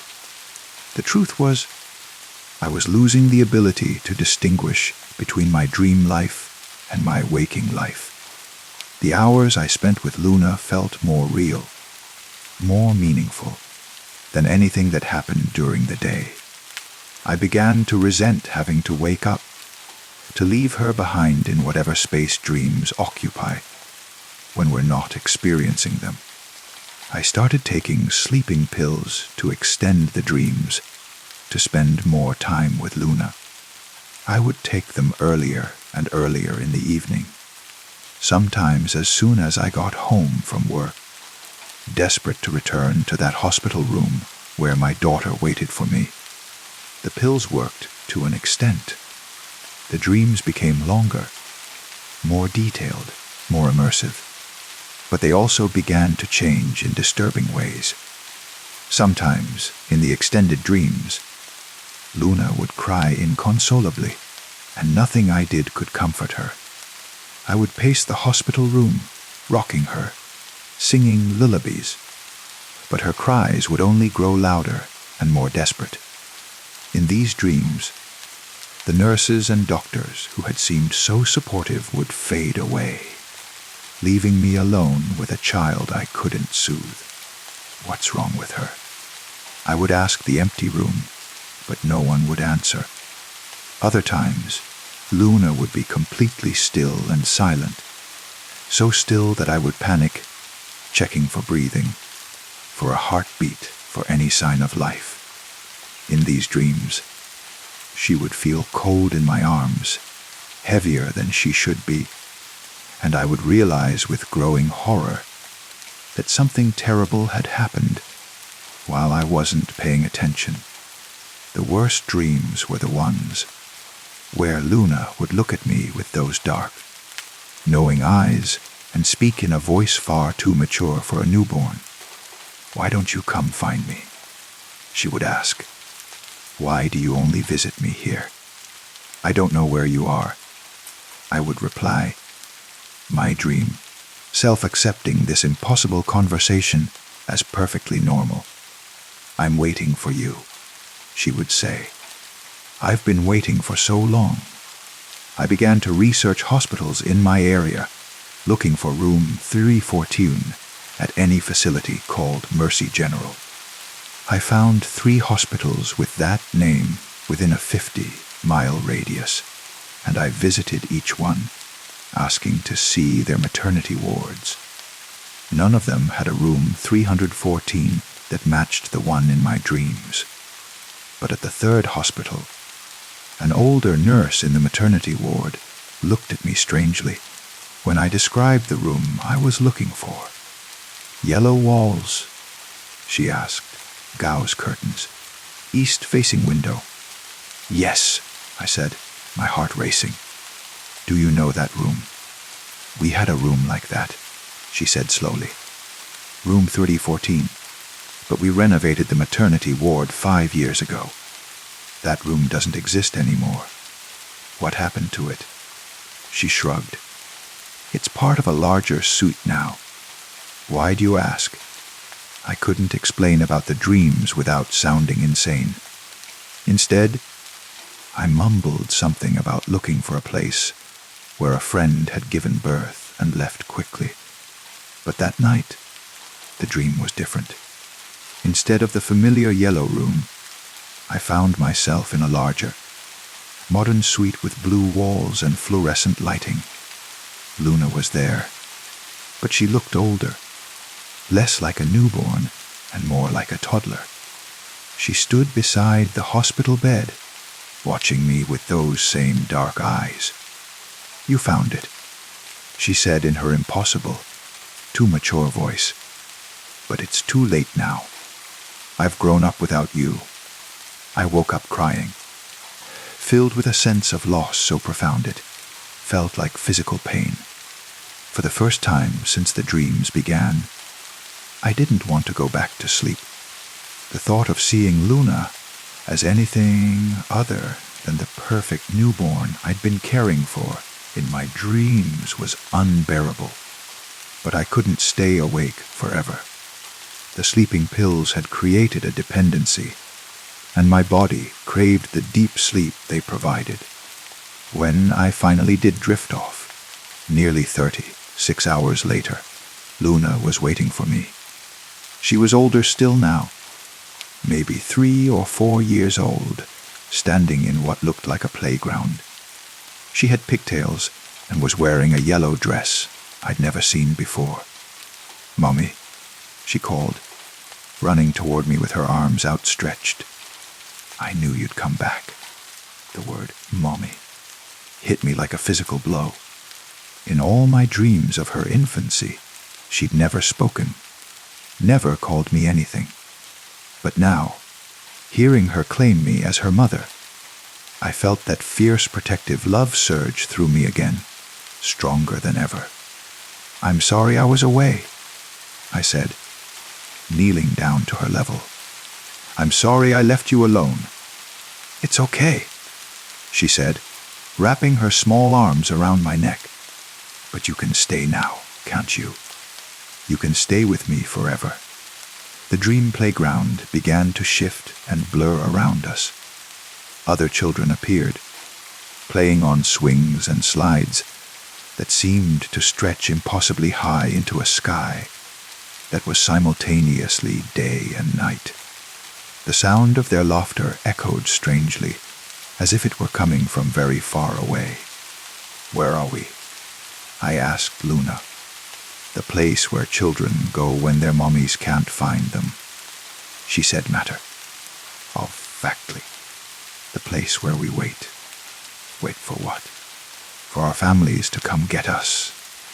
I looked around at the other children playing in this impossible space. They all looked somehow unfinished, as if they were sketches rather than complete people. And they were all alone. No parents. No adults. Just children playing endless games in a place that existed outside of time and space. "How long have you been waiting?" I asked Luna. "Since you started looking for me," she said. "Since you started dreaming of me. I've been growing up here, getting bigger while you sleep." The realization hit me like ice water in my veins. These weren't dreams about some hypothetical future child. They were visitations with a child who existed somewhere else, in some space between reality and imagination. Luna was real, but not in any way that the waking world would recognize. "Come home with me," I said desperately. "Come back to the real world." Luna shook her head sadly. "I can't. I belong here now. But you can stay with me if you want. You can sleep forever and never have to wake up again." The offer was tempting. More than tempting. It felt like the answer to every longing I'd experienced since these dreams began. I could stay in this strange, impossible place with the daughter I'd never had but somehow loved more than life itself. But some part of me, the rational, adult part that still remembered my life outside of sleep, resisted. "I have responsibilities," I said weakly. "People who depend on me." "Do they love you the way I do?" Luna asked. "Do they need you the way I need you?" The answer was no. I was good at my job, competent and caring, but ultimately replaceable. I had friends, but no one who couldn't get along just fine without me. I had a life, but it was a half life compared to the intense, overwhelming love I felt in this dream space. "I need you too," I told Luna and meant it completely. She smiled and took my hand. "Then stay. Stay with me forever." The playground around us began to fade, replaced by something that looked like a house. Not any house I'd ever lived in, but somehow familiar nonetheless. It had yellow walls and gauze curtains and morning sunlight streaming through windows that looked out onto nothing at all. "This can be our home," Luna said, leading me through rooms that changed and shifted as we moved through them. "What can live here together? Just the two of us, forever and ever." I wanted to say yes. Every fiber of my being wanted to accept her offer, to abandon the waking world, and exist only in this space where I was needed. Wanted, loved with the pure, uncomplicated devotion that only a child can provide. But as we walked through the impossible house, I began to notice things that disturbed me. Photographs on the walls showed Luna at various ages, but she was always alone. There were no other people in the pictures, no evidence of friends or extended family, or anyone else who might care for her. "Luna," I said carefully, there are other children here, other families." "Some," she said, her grip on my hand tightening. "But they don't matter. It's just us now, just you and me." The house grew darker as we walked, the yellow walls fading to gray, the cheerful sunlight dimming to something cold and artificial. I realized with growing horror that this wasn't the paradise it appeared to be. This was isolation, perfect and eternal, and ultimately devastating. "I need to go back," I said, pulling my hand free from Luna's grasp. Her expression didn't change, but the house around us began to shake, as if responding to some deep, fundamental rage. "You can't leave me," she said in a voice that was no longer childlike. I've been waiting for so long. I've been growing up alone in this place, and you're the only one who can see me. The only one who knows I exist. You don't exist, I said, the words tearing at my heart even as I spoke them. You're a dream, a fantasy, a creation of my own mind. Then what does that make you? Luna asked, and her question struck me like a physical blow. What did that make me? If Luna was a figment of my imagination, then who was I in this space? Was I real, or just another dream character in an elaborate fantasy my mind had constructed? The house around us began to crumble, walls dissolving into static and shadow. Luna grew taller, older, her face becoming less childlike and more accusatory. You created me, she said, her voice echoing with the weight of abandoned possibilities. You brought me into existence with your longing, your need, your desperate desire for purpose. And now you want to abandon me, just like everyone else does. I'm not abandoning you. You are, she screamed, and the sound shattered what remained of the dream house. We were falling through darkness now, tumbling through a space between sleeping and waking that felt like dying. You're going back to your empty life, your meaningless job, your carefully constructed solitude. You're choosing emptiness over love. I wanted to argue, but I couldn't, because she was right. I was choosing to return to a life that felt hollow compared to the intensity of what I experienced in dreams. But it was my life, real and flawed, and ultimately mine to live. I'm sorry, I whispered as the darkness closed around us. I'm so sorry.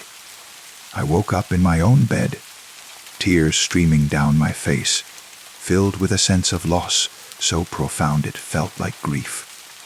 The dream had been different this time, more intense, more emotionally devastating, more final. I knew, without understanding how I knew, that Luna wouldn't be waiting for me in my dreams anymore. I threw away the sleeping pills that day. I dismantled the nursery I'd created, donating everything to a local women's shelter. I made appointments with a therapist, determined to understand what had happened to me and how to move forward. But months later, I still find myself listening for the sound of a child's laughter in the quiet moments before sleep. I still catch myself looking at baby clothes in store windows, wondering if Luna would have liked the colors, the patterns, the tiny shoes that would never walk in the real world. And sometimes, in the space between sleeping and waking, I can almost hear her voice calling to me across whatever distance separates dreams from reality. Mommy, she calls. I'm still waiting. I'm still here. But I don't answer anymore, because I've learned that some kinds of love are too dangerous to pursue, too consuming to survive. Some children exist only in the spaces we create for them in our minds, and trying to bring them into the real world destroys both the dream and the dreamer. Luna is still out there somewhere, in that playground between possibilities and reality, still waiting, still growing older in a place where time moves differently than it does in the waking world. And I am still here, awake and alone, and learning to live with the weight of a love that has no object, a maternal instinct that has no child to protect. The baby I never hold haunts my dreams no longer, but she lives forever in the space between what is and what might have been. Some nights that feels like enough.